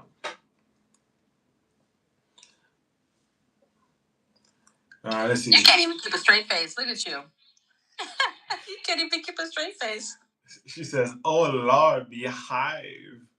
All right, the Usher Chris Brown dates it starts in June on June 26th in Denver. It goes from Denver, Minneapolis, Detroit, Cleveland, Landover, Las Vegas. That's gonna be a crazy one. There's 3 dates in Las Vegas, Arlington, Los Angeles, 3 days in Los Angeles, Arizona, Texas, El Paso, Texas, San Antonio, Texas, Houston, Miami, Florida. He's not going to Canada. This is all U.S. Sunshine. You ain't gonna see him unless you buy a flight. Hey, I so sorry to hear that, my friend. August. Nah, there's no August. June, July, September, October. I don't see any August dates. She says I have tickets. Wait a minute. Wait. Wait. Did you try Canada? Those are U.S. Let me check Ticketmaster. Hold on. Mm-hmm. You know that they have to go to Canada. Listen, Monica. Sunshine, Paula, you have your tickets already? Oh, okay. So you got for August 11th to 12th. Okay, I'll see. Oh, she says I'll send you the picture. Yeah, I see. Was it truly expensive, like $1,000? Because I got to factor in my ticket. Yeah, August in Syracuse. I don't know why they didn't show it on the other thing. There's August here and Syracuse, New Jersey, Foxborough, Chicago, Santa Clara. Sunshine. Maybe you got gypped because I don't see anything in Canada here in August.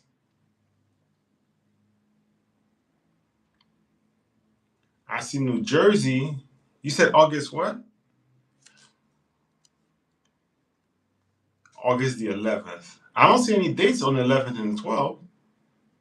Maybe they're not with Ticketmaster. Maybe there was someone else. Live Nation. Okay, let's see.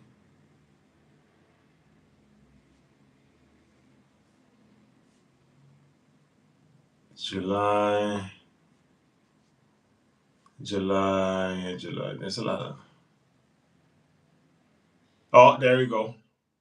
Yep. August. Is it so scattered? Okay, so August. Maybe a different. Okay, so August the 11th. Rogers Stadium in Toronto, Ontario. The 12th. Same one, same location. Same location. Damn, you got some dates. 1, 2, 3, 4, 5, 6, 7.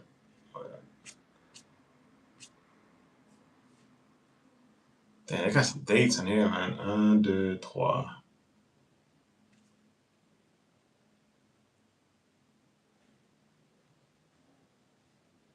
1, 2, 3, 4, 5, 6, 7, 8, 9, 10, 11, 12, 13, 14, 15, 16, 17, 18, 19, 20, 21, 22, 23, 24, 25, 26, 27, 28, 29, 30, 31, 32, 33, 34, 35, 36, 37, 38, 39, 40, 41, 42, 43, 44, 45, 46, 47, 48,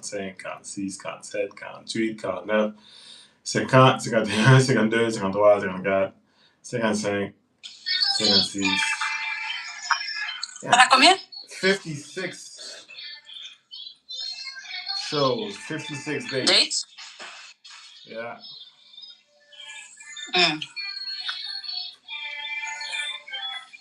Count in Portuguese? Yeah, sometimes I have tickets. Dois, Yeah, I count in French. Uns. Guys, who's going to? Who else is going to that thing? Yeah. I'm going. Who else? Let's see how much those tickets are. Let's see how much these bad boys are.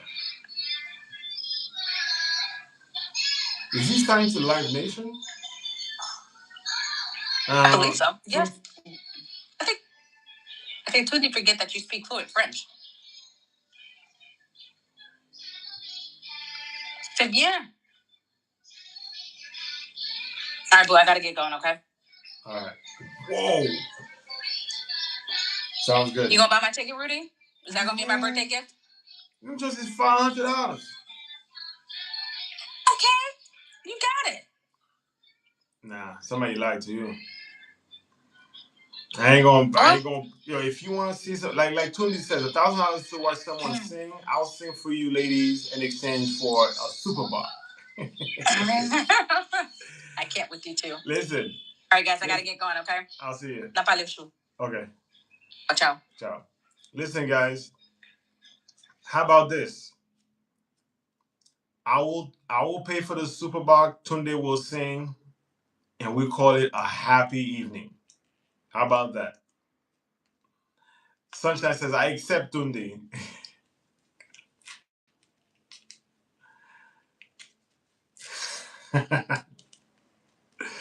Yeah, counting French, man. I still count in French.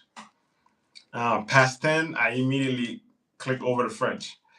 Sunshine says she paid $370 each tickets. Let me see where them tickets at. Damn, those are the damn. And these guys gonna make some money on this tour. Shit.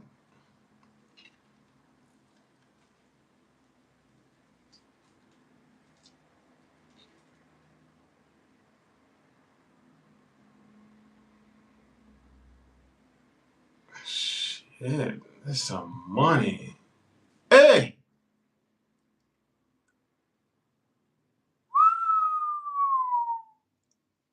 Wow. Silver premium ticket package. The hell? These guys are gonna make some money from this tour. Alright, well.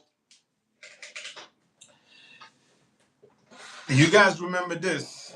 One day I'm gonna do a tour too. J'ai seulement étudié le français pendant 2 ans à l'école. Ah, très bien, très bien. C'est bien, mon ami, c'est très bien. Le français aide beaucoup. So it doesn't surprise me. Ricardo said, Superbuck, no, Segres. I'm doing well, Ricardo. How about yourself? How's your day going? Thank you for joining the chat on YouTube. I appreciate you. I certainly appreciate you. But yeah, it's a let's close this. It's a wild environment. And one day I'm gonna put out one album, guys. Remember this, I'll tell you this now. One day I'm gonna put out one album. And from that one album, I'm gonna do a tour. It's going to be amazing.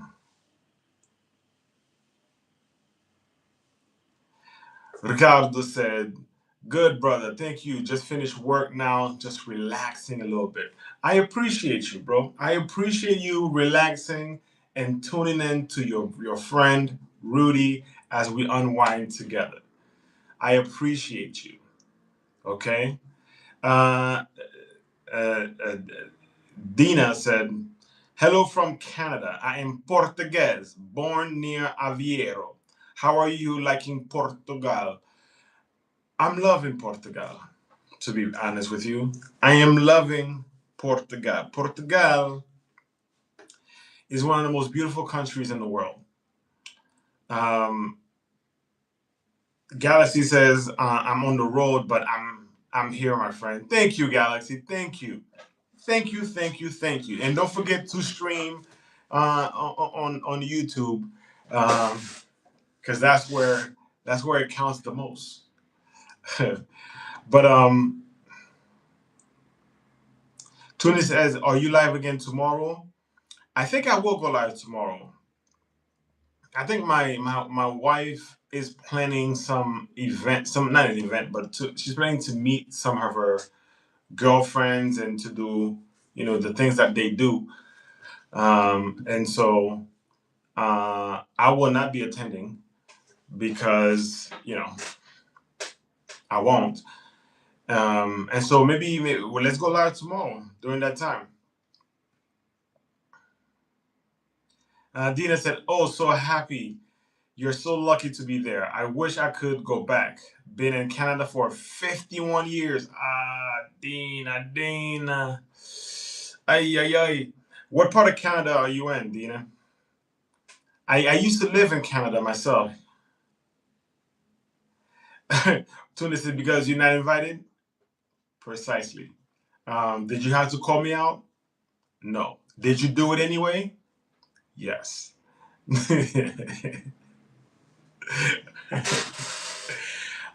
Tundi, I wish you lived in Portugal, my friend. She said, so Dina says Toronto, 30 minutes from there. Wow. Yeah, I used to live in Montreal, Canada, but I love Portugal. I love Portugal.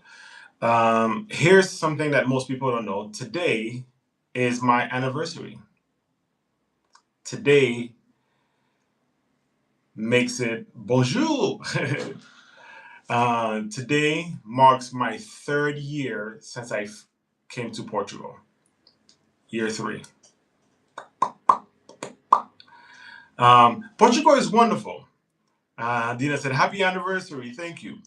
Yeah, how can I? Portugal is like, yeah. The only thing, what I like the most about Portugal is the culture, hands down. Some people complain about it. I'm not some of those people. I love the culture in Portugal. It is very much the thing. This is the thing I love the most about the Portuguese culture. This is number one. The most wonderful thing about the Portuguese culture is Portugal prioritize people. That's the most wonderful thing about the Portuguese culture. It's the same thing about the Haitian culture. People come first. So in every policy, in every strategy, in everything that the Portuguese do, you see it is reflected that they prioritize people first. 100%. Like not recently, but when I remember when I learned that most people buy a home, and when they buy a home with an additional ADU or with an extra bedroom or extra space, assuming that a family member, a parent, may be moving in with them at some point in the future. How beautiful is that? How beautiful is that?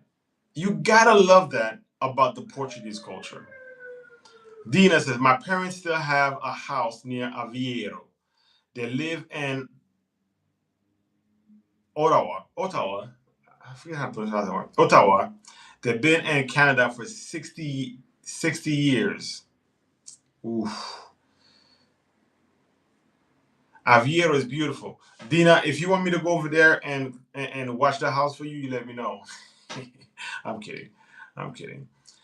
But yeah, I know a lot of people, there's a lot of Portuguese people living outside of Portugal, which is weird because given that she said he's so cute. It's weird because there's a lot of anti-immigration happening in Portugal right now. And it's always odd to hear anti-immigration coming from Portugal, given that Portugal has such a huge population living outside of Portugal. And if you know anything about the Portuguese history, Portugal is a country that used to dominate the world. They used to travel and like when it comes to technology and having an adventurous spirit, that's Portugal. I would say the movie was it Mula? Is that Moala? Mula? Is that Moala? Moala?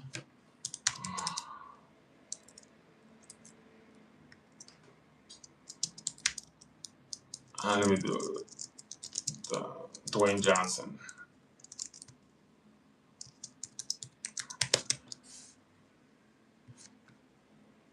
What's the name of that movie? Moana. The movie Moana is, I know it's based it has a foundation from Hawaii, but it it has a Portuguese feel to it.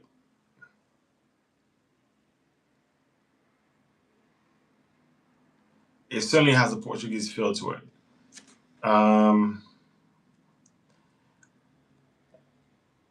Dina said, "I wish I could go back, but now I have a grandson and I can't leave. Mind you, my kid would move. So if they'll move, why don't you move? They love Portugal. So if you have a house in Portugal, if you have a house in Portugal, and your family would move with you to Portugal, move. What's holding you back? I would move.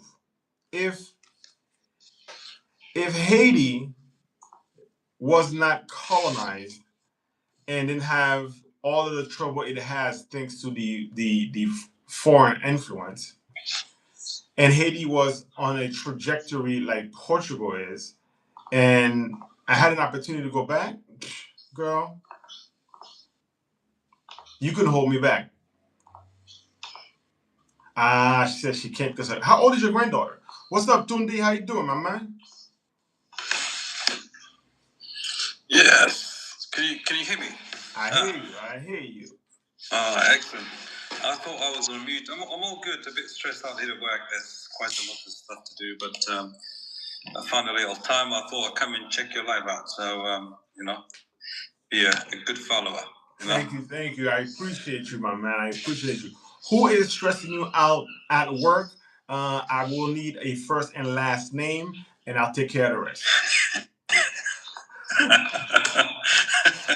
That's all right. I made arrangements already, but yeah, you know, the one thing I hate to work, Rudy, is incompetence because I really want to do things right, and when it involves patients, you want to make sure that people have the care that they need. And when I see failings in some colleagues or other professions but within the healthcare, it's really frustrating. And sometimes you can't get things done quickly enough. For me, other people maybe think like this. They finish work and they go home, see their family, everything's happy. But patients tend to pay the price afterwards. I don't like that. So it's not my thing. So I get stressed out. And today has been one of those days. So. I'm sorry to hear that, man. Do you think you have a handle on it? Yeah. Things are all sorted. I just need to liaise with a few doctors. Get things in place and sorted. But it just means that I'm going to have to do other people's work. They should have been done. And so now I'm going to have to do the extra bits. Instead of finishing at time to go home, I have to stay a bit longer and make sure that things are sorted. So, yeah. But I'm glad. Good thing is that it's Friday, so not bad. That is true. I'm sorry you have to go through that, man. But I'll tell you this. Those patients are lucky to have somebody like you watching out for them. Thank you, man. Yeah, sometimes I don't feel like doing it, but it needs to be done. It's not their fault, and if I'm here to do it, then I have to just crack on and get on with it. Because a lot of things can happen. You see, the outcomes can change just because of one message, isn't it? That people feel, "Oh, leave it for tomorrow, for after the weekend." But a lot can happen within a few hours. So, but yeah, that's me. That's my rant of the day. So, see, it's sunny where you are, Rudy, man. It's hot there, isn't it? It's a beautiful day today. It's a beautiful day today. What about you guys?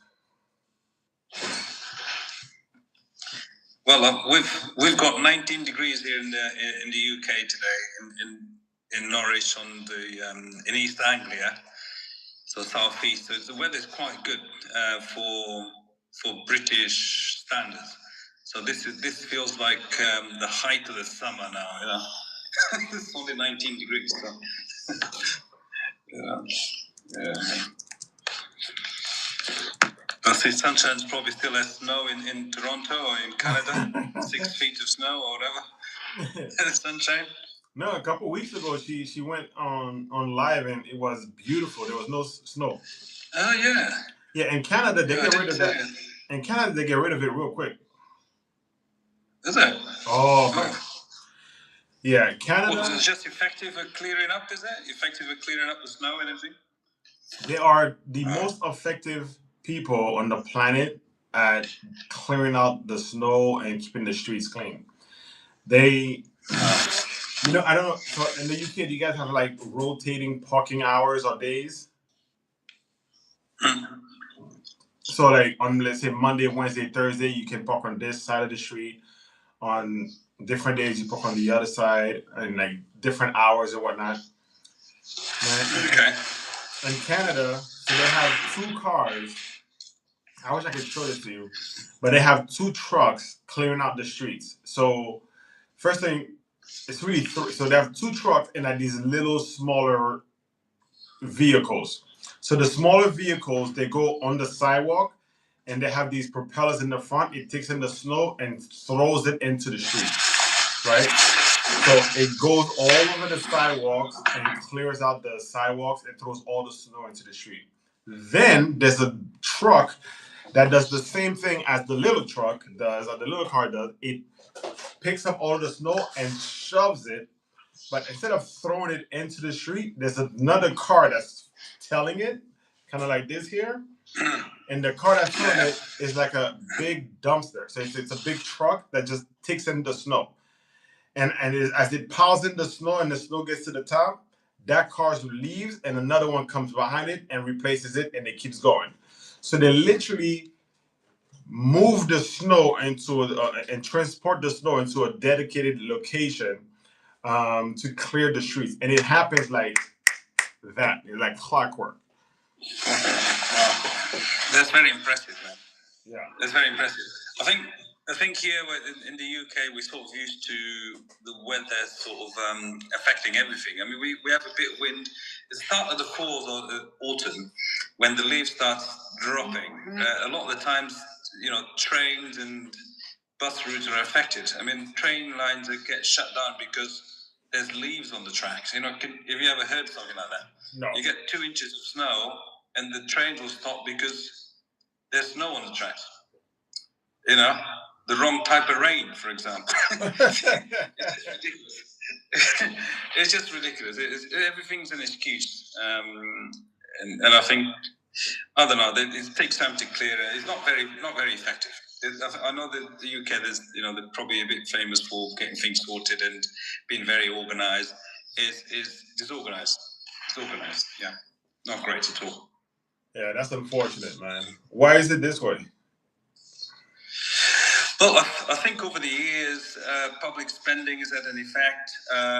Whilst before you had government sort of contractors, so companies that they were run by the government, so they were effective. They had good budgets. If any problem arose, they would straight away tackle it. They had the resources. For example, with the snow you mentioned. They had the trucks, they had the personnel on standby, they were expecting it. The meteorology agency will give them the update on the weather. We're expecting snow. They'll go out and grit the road straight away, expecting the snow. And then if it builds up, here we call it sort of, if the snow builds up, you get black ice. It is very slippery on the surface. Yeah. They'll clear it up straight away. But over time, then they outsource those sorts of jobs to private companies, to the lowest bidder, essentially, and it just goes pear-shaped because it's all about money. You give money, we can do it. The government spending £10 million. Say, for example, £10 million on a project.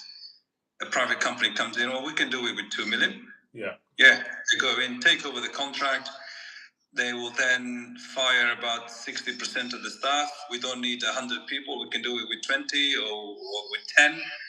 And so you get delays.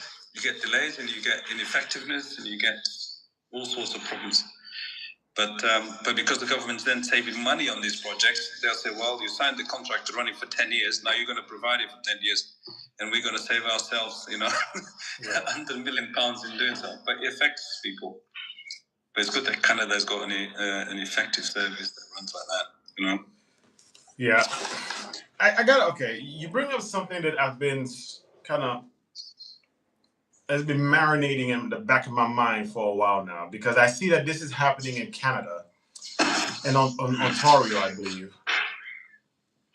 And it's happening drastically in America. It started slow in America, but now it's happening fast. And it appears that the Chega party is flirting the idea of doing this in Portugal as well, and this is happening in the UK, and that is the idea that the private sector can do it better, cheaper.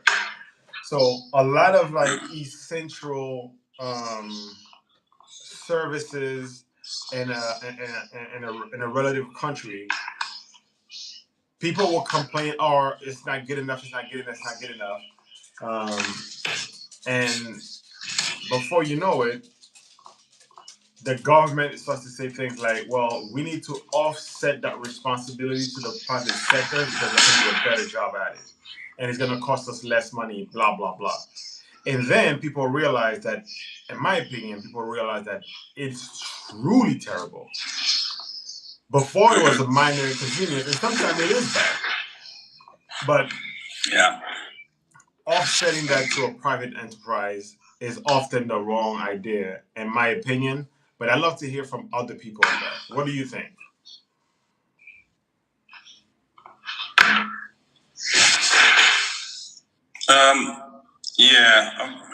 Sorry, was there someone's writing on the thing? Sorry, I don't know. It wasn't a question for me because was it a question for me? Yeah. I mean, you're spot on. I know you mentioned it a while back, and you did do a video about the public transport as well in Portugal. How you thought they was effective with times and so on. But I know there's always people that complain because we know that for Portugal, for example, in Lisbon, it's a public company that runs the bus services, and they're always updating and upgrading the buses. There's times you get information on the bus stop to say the duration, how long it's going to take for the bus to arrive, so you can time your journey pretty quick. But of course, in rush hour, people say, the bus is packed. There's too many people. Everyone's rushing to go to work at the same time. What do they expect? You can't have one coach, one bus for each traveler. Yeah. And if you time it just right, instead of going at that time, maybe leave 5 minutes early. Maybe you'll escape that rush and you'll find a seat on the bus to go to work. I think that the public-run services, when it's government officials running it, there is more of a rush to provide an effective and reliant service. If it's a private company, we are looking at profit making. They couldn't care less whether you get to work on time. They're going to be saying, well, that bus route, is taking like 3 or 4 buses every 20 minutes. Can we decrease that? Because by reducing by 1 or 2 buses, we'll be saving on drivers, we'll be saving on fuel, we'll be saving on parts and maintenance of the buses and all that. How much can we save? It's all about profit. The less money they spend, the more they'll be saving and the more profit they'll be making. It's all about that, and it's never a good idea to give services that should be publicly run to private companies, because then the effectiveness will go down, it will be reduced. People will be complaining, but then there's a contract. When the government has a contract, they can't just pull out unless there's massive failings. And then they can, by contract, they can. It's almost like a franchise, isn't it? They can then recover that franchise and then start running it. So, I'm a huge advocate on some services which are essential for service of the population, should remain in the hands of the government. It should be run by the government instead of private companies. You know. I agree with you, and here's my follow up. I had this debate with a buddy of mine. My thing is, some of these services should, if they don't run well, it's often because they hire folks. The people who are running it are not qualified to run those services. And I'm of the opinion that we should hire people who are expert in those fields and pay them a competitive salary.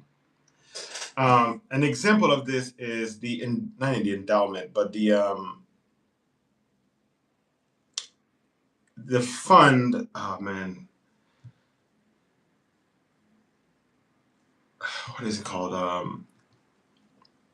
Which fund is it? Is it government? Is it government related or is it private? Yeah, no, it's a government fund based on oil that a country is running. What is it? I can't remember. It's not an endowment either. It's like Let me search it up. Run on oil and gas.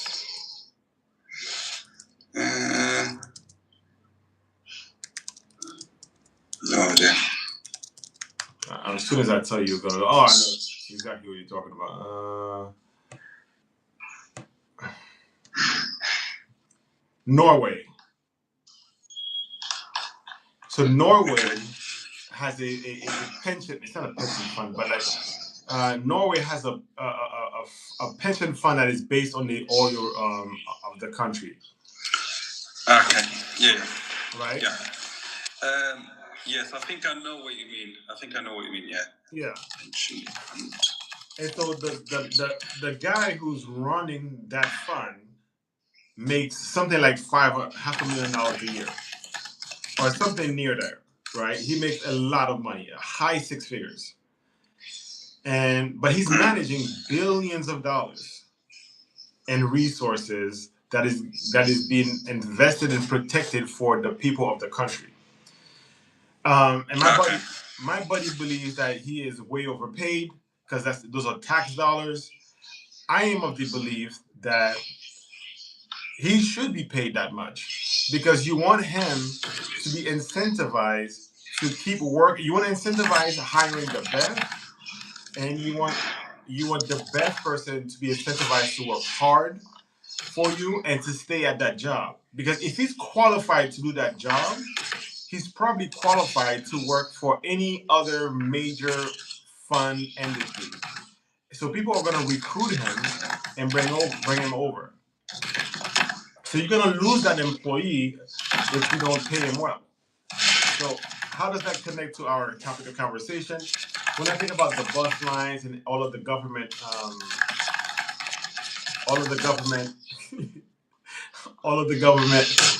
services, I think they should pay people more, even though they work for the government, because you want to hire the best people and you want to retain them.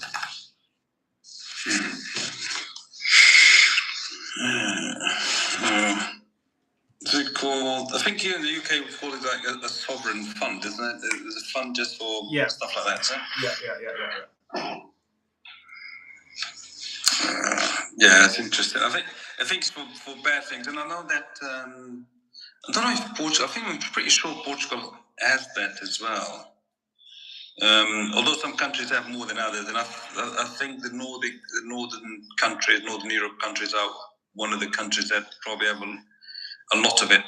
And I know Saudi Arabia's got a huge sum sitting in the bank as well, Dubai, and all the oil-rich countries, isn't it? Yeah.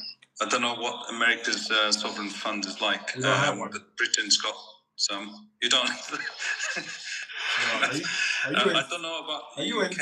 Are you insane? We're busy starting wars. Yeah. I don't know about the UK. I know that some countries, they occasionally, to get more money to fund public services, they start selling their gold reserves. gold bars to other countries, and they get their money, and then they sell government bonds to try and get money. It's almost like IOU sort of note. Give me £100 and I give you this bond, and then you can collect it later for and we'll give you 250 sort of. A lot of countries do that. That's how they raise money to invest in projects, isn't it? Yeah.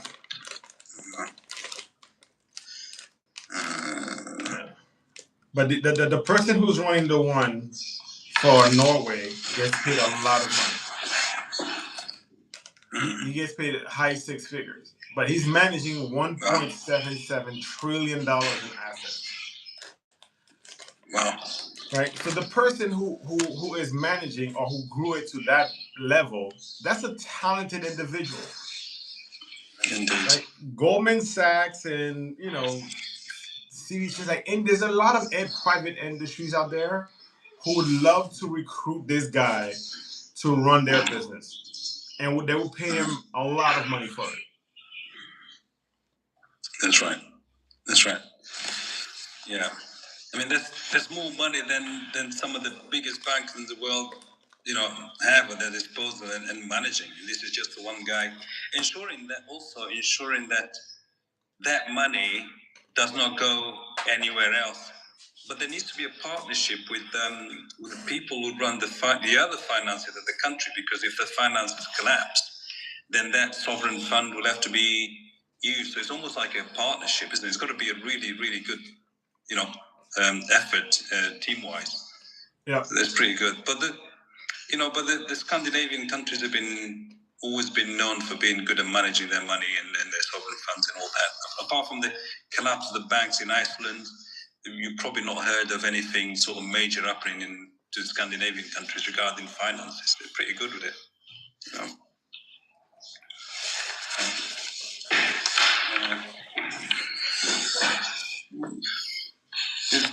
Who's this you messaging? Dina.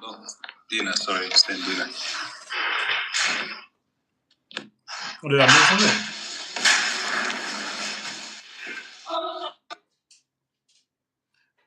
Dina, what's going on with the cheese?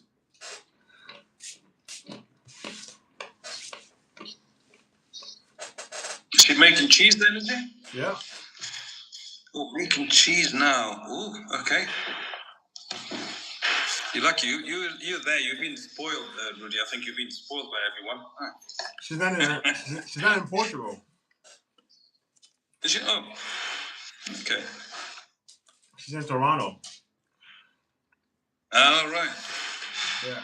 I thought you'd be making sort of lovely fresh cheese and then delivering it. So, that'd be nice. That'd be real nice. Do you cook yourself, Timney? Yeah, man. I'm a keen cook, man. I like cooking. I really like spending time in the kitchen.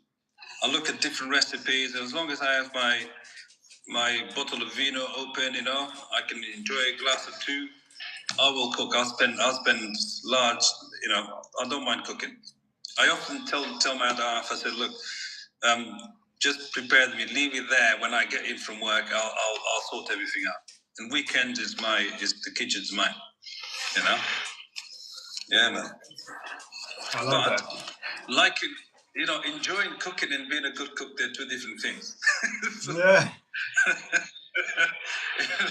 I'm not by any, I'm not claiming to be a good cook. I just saying I like cooking. That's the thing. Not like my sisters. My sisters are top. I mean, yeah. Every time I go and see them, I'm ready to bring something home. So, but yeah. What about you, man? As you sitting there, you do your lives, you and then you leave. You get food ready, everything's set, and everything. I used to enjoy cooking. I still do. I do enjoy cooking, but I have a very particular way of cooking. I like cooking when there's nobody in the kitchen. Does that make sense? I'm a solo cooker. And when people are in the kitchen, like moving my things around and like talking to me about stuff, like it's not as fun. I like to play music. I like to have my drink. I like to just do my thing. I get in my zone, and that's it. Yeah, I totally get it. I'm the same. You know, I don't mind cooking. I go in the kitchen, but don't mess around with what I'm doing because it's not going to be the same. Yeah. And that's why I tell my wife, I said, look, if you want to do it, if you wanted to do it, you would have done it. Now I'm doing it. Don't mess around with it. Just go and sit down and, you know, leave me alone here. Yeah, have you done this? Have you done that? I said, don't worry. When it's ready, I'll tell you. Exactly. Put us in the thing. Why do you have this over there? I'm good. But she usually says, you're a good cook, but you make such a mess. I said, well, that's why we have the dishwasher then. You got that, you know, put it in there and wash. You know, I tell you, if you want to help, just do the dishes. Just wash that and then go. That's right. That's right. I love it. Such I'd say to do sing and cook. I don't know if I can do both. I just put music and cook, but singing is different now. Hey. Singing and cook. No, Sunshine. Look, Rudy's probably best at singing and cooking. You can see that you can see this man likes cooking, man. Listen, you know? Sunshine. The only time I sing is when you make me sing, girl.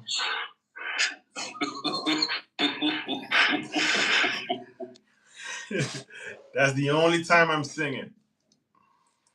What's up, Helder? How you doing? Hey, Helder. Thank you, Helder. Oh, there you go. I think is it right, Rudy? You're gonna confirm that tomorrow you're doing a live and you're gonna sing a couple songs. Is that right? I'm sorry. What's that? Did you say you're gonna do a live and you say you were gonna sing a couple of songs or something? I did say something about doing a live. I said nothing about singing a couple songs. I do remember you saying that you sing. You'll be singing and I will provide the beverage. I thought I probably misheard you saying that. Yeah, do a live and there's a couple of songs that are gonna come up because you were talking about was that guy's gonna do a concert in America? Usher. Usher. You're talking about Usher and then he said, yeah, man, tomorrow, yeah, the live is on and there's a couple of songs and stuff. I probably misheard it. Mm-hmm. Drop you in it.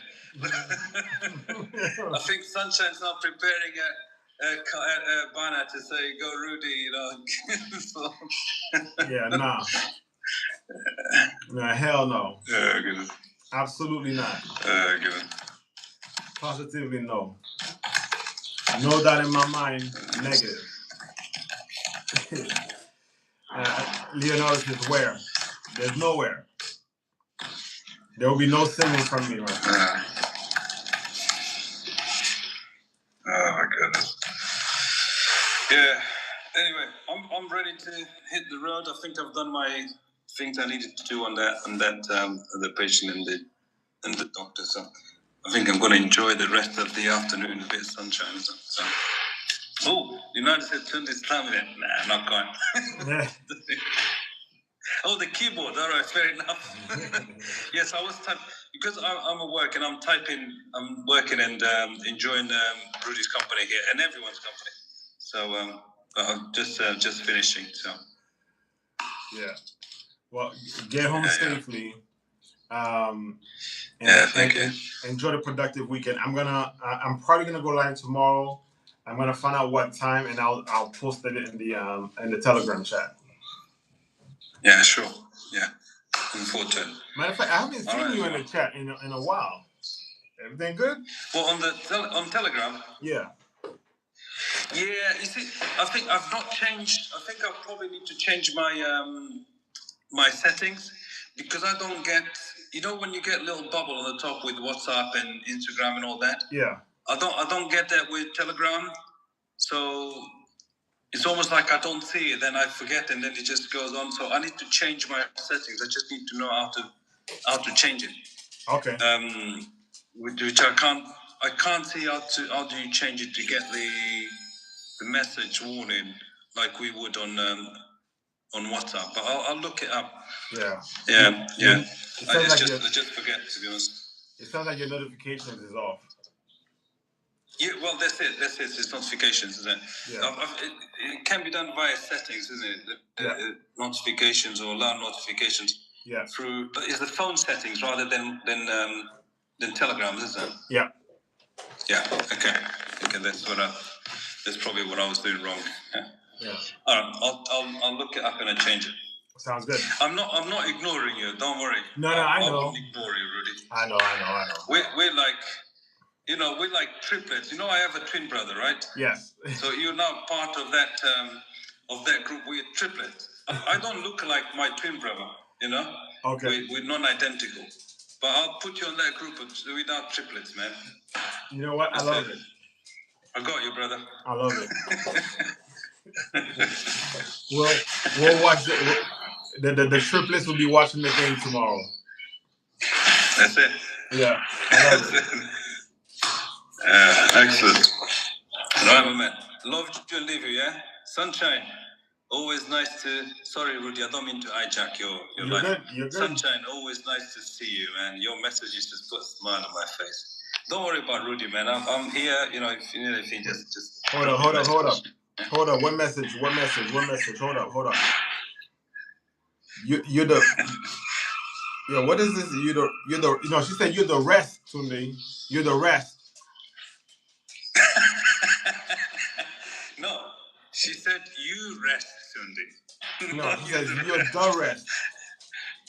She says you're the rest, Tunde. Rudy's the best. You see, that's the thing with messages. Two people are reading it completely different. I read it that you rest, Tunde. It's a very loving way. She's worried. She's concerned. She's not.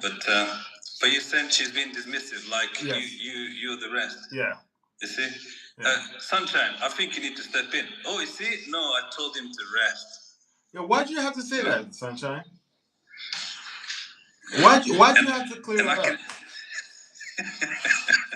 And I can imagine her in that very soft, gentle voice of her saying, no, I told him to rest. In a very nice way, see?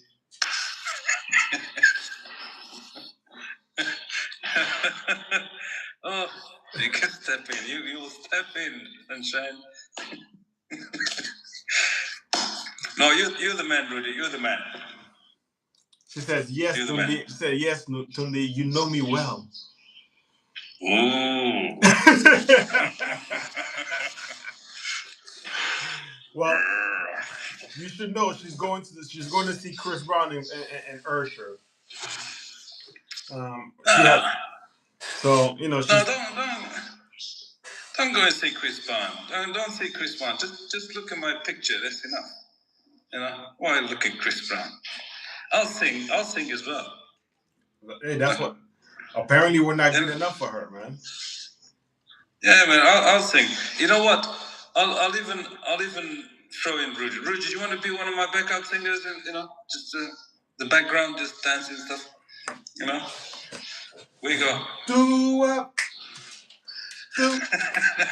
Do up.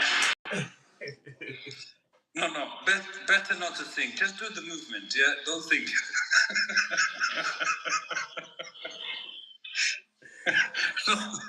Don't sing. Just do the movement. This is how you treat your triplet. This is competition now. There's sunshine in there, man. Oh man. No, it's good fun. For sure, man. Anyway, guys. I love to leave you. You're not picking the kids up today, man? Nah, man. Today's a holiday. Oh, is it? Is it holiday in Portugal? Today's a holiday. Nice one. So, yeah, Mondays for us. We call it bank holidays, so we got a long weekend, which is good. So, yeah, so we got a long weekend. Yeah, we should. I'm gonna let you guys go because I'm gonna finish this lap and clean up the room and then head off. Yeah. Sounds good. Do your thing.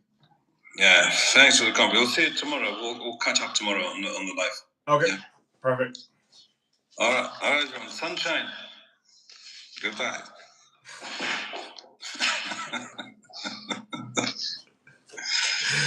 Ay, ay, ay. Sunshine. Very, very naughty. Very, very naughty. No good, Sunshine. No bueno. All right, so now that we've established that Sunshine doesn't treat me with care, let's close out our conversation. What's up, Joy?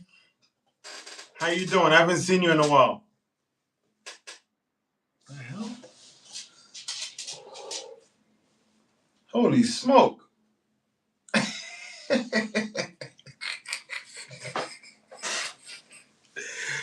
Holy moly! I have a huge lump on my leg. Damn! I took my kids to the skateboard park this morning, and this one kid, this random kid, did a trick when I wasn't looking. Did a trick, let the skateboard roll, and it rolled and hit my leg, and I kind of it hurt a little bit, but I moved on. And now I'm realizing what I've noticed. I just touched my leg, and I have a huge lump on my leg.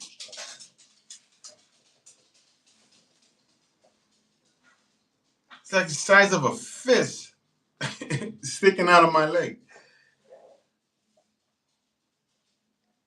Ouch. Okay. Well, if Sunshine was here, I would ask her to give me some tender loving care, but clearly she doesn't care, and she's not tender and gives no love. Ricardo says because she wanted me to help others in need, and personally, I behave tough in life, but I have a butter heart. Oh, Ricardo. So I have a butter heart. Like we say, I will offer help to people that I'm upset with if I know they need it. He said, and sorry for the delay. I fell asleep. No worries. I fell asleep not because of the stream, but because I woke up early today as well. I completely understand, my friend. I completely understand. As long as you have the stream on, get your rest on. And by the way, Ricardo, if you could do me a favor, later on when you have the chance, before you go to sleep, go to my YouTube channel, go to the playlist, hit the stream, hit play all, put down the volume, or let it put down the volume low. Put your phone on charger, your tablet, your TV, whatever it is. Make sure it's charging, and then I need those watch hours. I need the watch hours. I need all the watch hours I can get. Everybody, please make sure you're streaming the watch hours on my playlist and you're streaming on YouTube. I really, really, really, really, really, really, really, really, really need it. All right. Okay, so let's look at the notes for our topic this week. Did we cover everything? Trump putting his face on the passport. Ay, ay, ay. The $400 million ballroom. Ay, ay, ay. We talked about firefighters in Portugal. Um, oh, for sure, brother, for sure. No problem, Ricardo. We talked about the firefighters in Portugal. Uh, we talked about parents punishing their kids on the internet, which was a very, very heated uh, conversation, which is fully understandable. We also talked about corporate punishment. Um, did we talk about other parents disciplining your kids?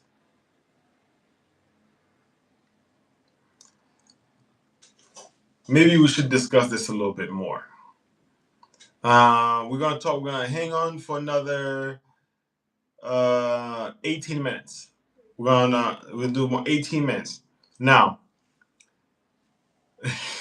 thank you, Ricardo. Thank you, my friend. I appreciate you. You know, YouTube is tough, man. I'm trying to get monetized. So, guys, um, I have a final question for you guys. Um, if you have kids, is it okay for other parents or other adults to discipline your kids? What do you guys think?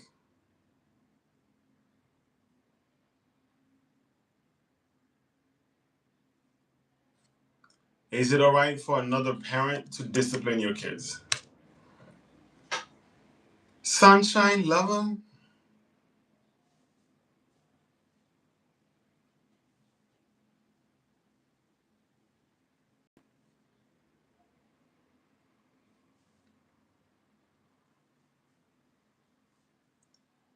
How do you feel about other parents disciplining your kids? I, for one, I'm not for it. I don't want anyone else disciplining my children, and I don't discipline other people's kids.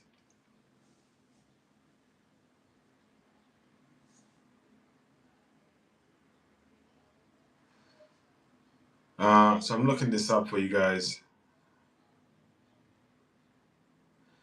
The audacity.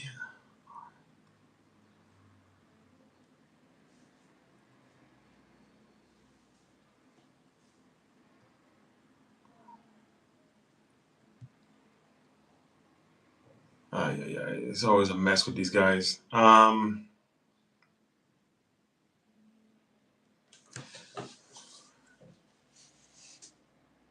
Yeah, Ricardo says in the 80s and early 90s it was completely normal. That is true. So it's crazy. It is true. Like back in the day, it was absolutely normal for other adults to discipline your kids because other adults behaved like adults, right? They were they were tempered and mature, so they were not overly. They weren't trying to prove a point. They were not out to torture your children. They were not out to make just being obnoxious. They were genuinely looking out for the children. And that's the thing that I feel that we've lost in the last 20 years, 20, 30 years, is a sense of community. Um, Ricardo says, no, nowadays, it's different. Different times, different dangers. 100%. Back in the day, if someone did something foolish, the parents, the adults would discipline them. They wouldn't even, it's not even they would discipline, they'd be like, hey, I'm going to tell your mom that you're doing this. I'm going to tell your dad that you're doing this. If you were doing something you were not supposed to do, and one of the neighbors saw you, like you had to hide it from your entire neighborhood as well. That's the difference. Back in the day, if you did something wrong, you had to hide it from everybody, not just your parents. Everybody had to, you had to hide it from everybody, the whole world. Because if not, then you'd get it. You get in trouble. And so today, like over the years, like like Ricardo said on YouTube, it's a different time and different dangers. Now, I mean, they're taking kids. They're taking. Yeah. It's such a different world, man. And one day we're gonna look back and we're gonna realize we had a really good thing and we screwed it up. Ricardo said, back in the days, it was normal and mostly appreciated. My mother knew how it was. Yeah, because it was a village back in the day. Back in the day, it was a village. Like you looked out for the other. Like I remember. coming home from school, like if I did something, it's like people on my route. Like if I walked from school to my house, my parents knew people all over the route. So people would come out and be like, "Hey, Rudy," and they would watch me walk by, and they would go back in their house. I know because sometimes when I was trying to sneak around and go talk to the girls, I had to look back to see if they were watching, and I saw they would go back to the house, and I would run over and try to talk to the girls. So back in the day, it was a neighborhood. Like people, it was a village. People cared about each other. People had concern for one another. But now, you know, man, kids can't play out in the street anymore. It used to be a time where kids could go out and ride their bicycle in front of the house and play tag, play hide and seek, all of this. Not anymore, man. Now the kids can't even play hide and seek because adults are predators.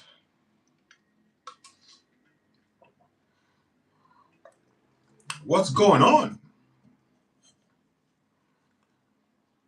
Like, it's so unfortunate that we've come to this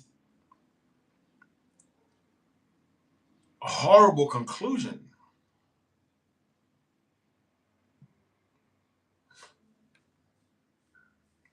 And my parents knew. And if if I got into trouble, man, that thing is getting big on my leg.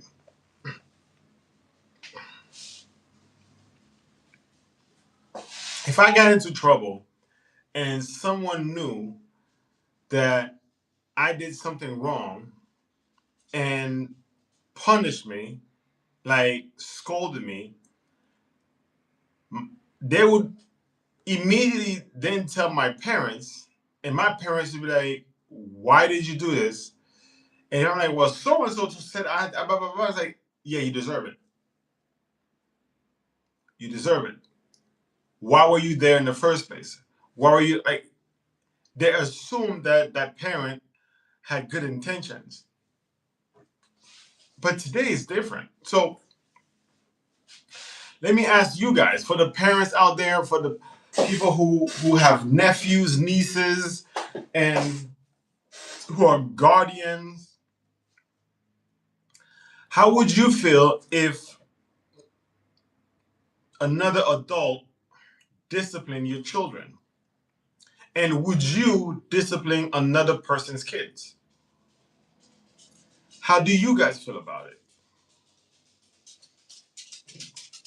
Ricardo says, we used to be playing at night until our mother screamed our names to come home. 100%. 100%. But yeah, it's sad. It's like people stole infancy from our kids. Well said. People have they stole our kids' childhood. One of the primary reasons why I moved to Portugal is because I wanted to give my kids a normal childhood, where they don't have to do shooting drills at school.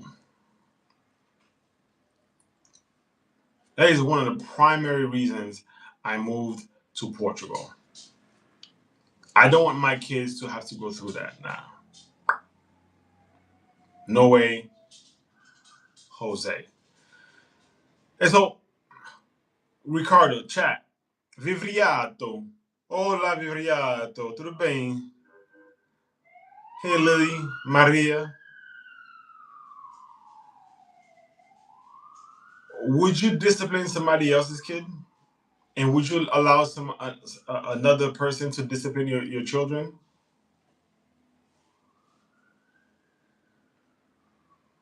That's a genuine question.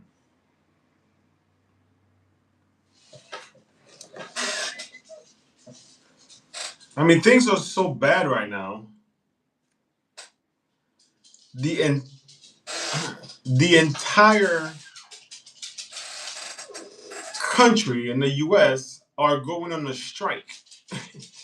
They're having a nationwide strike. This is it is called a nationwide May Day. Let me see if I can get some more information. Nationwide May Day. Come on now. Nationwide May Day protest expected to pick up momentum of No Kings Rally.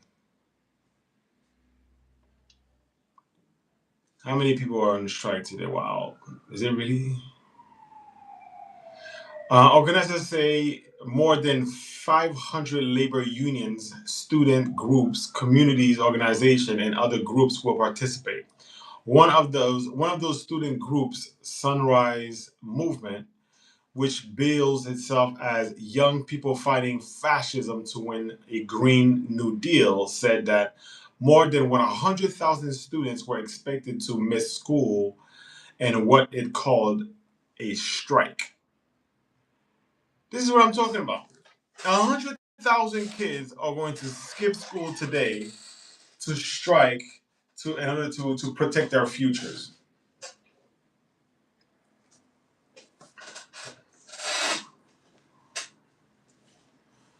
Like, what is going on?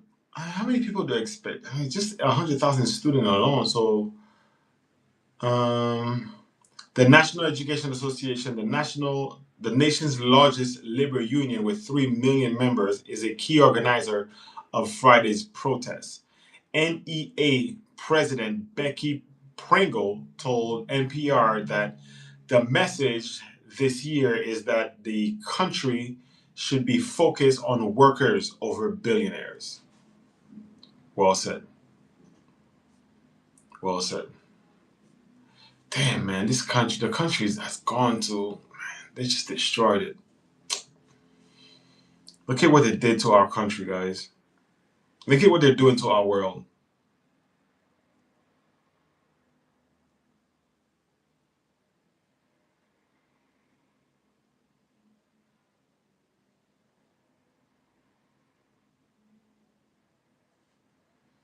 This is unbelievable.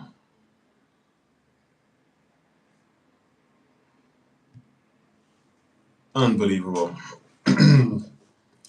So these guys are saying that there are 3 crime shows that are better than Breaking Bad.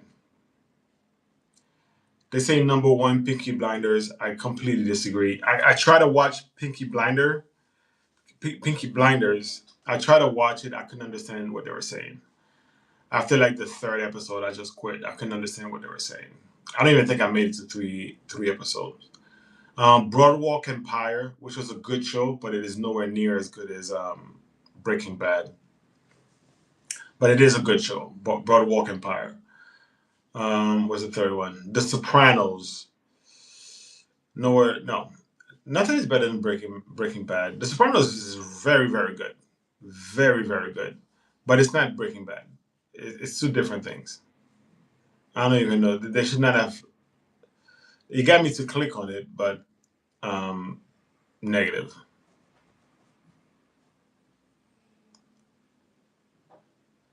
Let's see what else is out there. Let me just update you guys with the news before we head out for the weekend and until tomorrow. I'm gonna go live tomorrow. So Ricardo, if and everybody chat, Chrissy, everybody, if you're not in the Telegram group chat, go to my website. The link's in the bio. It's easy. It's rudychery.com. Go to my website and you can find the Telegram group link and you can join. Chrissy says, "Hey, does your Netflix still show you American shows, or is it shows you like Portuguese shows?" Um, it shows me American shows, I believe.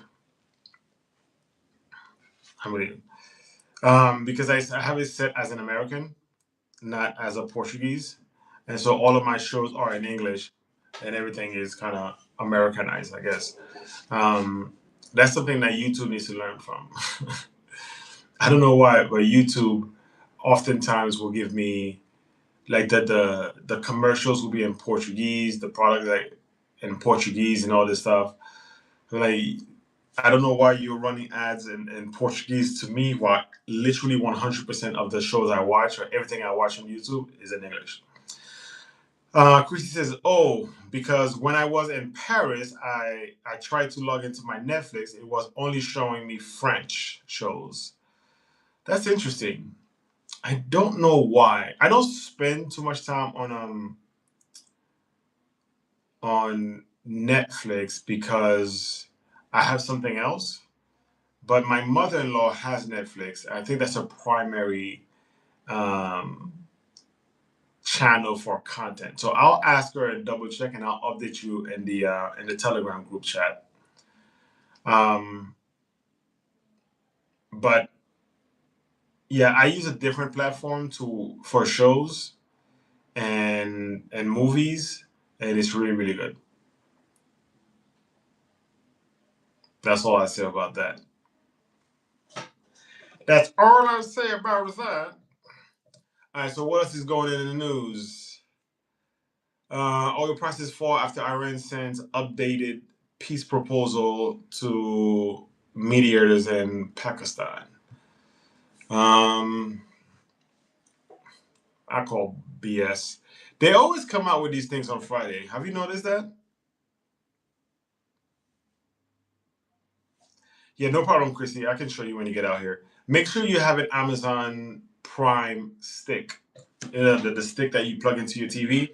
So make sure you get yourself an Amazon Prime stick before you get out here because they don't sell it in Portugal. They don't sell it in Portugal, and you can buy it on Amazon. They don't ship it to Portugal for some reason. And so make sure you have that, and if you have that, you'll be straight. You get access to. You can install some things to get your access to what you need. I'm not even gonna bother to read this because it's usually BS.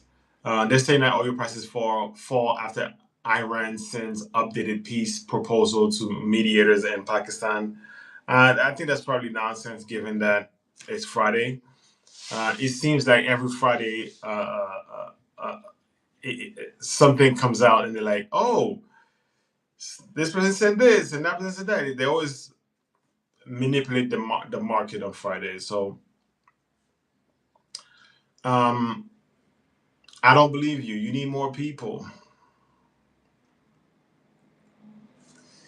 Uh, Devil Wears Prada 2 is coming out this weekend. I heard it was pretty good. Um, I'm not gonna watch it in the movie theaters. I'm gonna watch it when it comes to home video. Although I love those the three actors, the three primary actors, the four primary actors of that show: Anne Hathaway, Meryl Streep, Emily Blunt, she's a beast. Stanley Tucci, he's also pretty incredible himself. But I will not be. I'll be waiting for that one to come out home.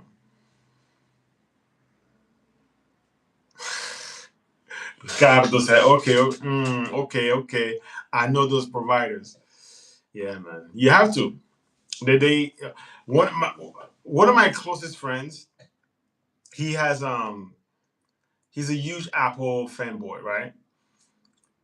I remember years ago he bought hundreds of movies on his Apple TV. Hundreds.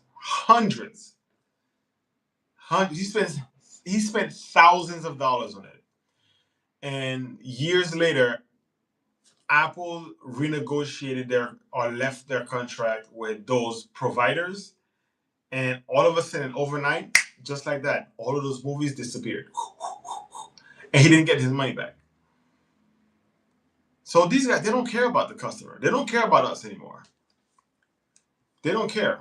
The country, the world has gone to shit. The businesses own the world. No one cares about the people anymore, and that's why things are where they are. All right. So that being said, I gotta jump. Thank you so much for joining the conversation today, everybody. I appreciate you. I'll be back tomorrow.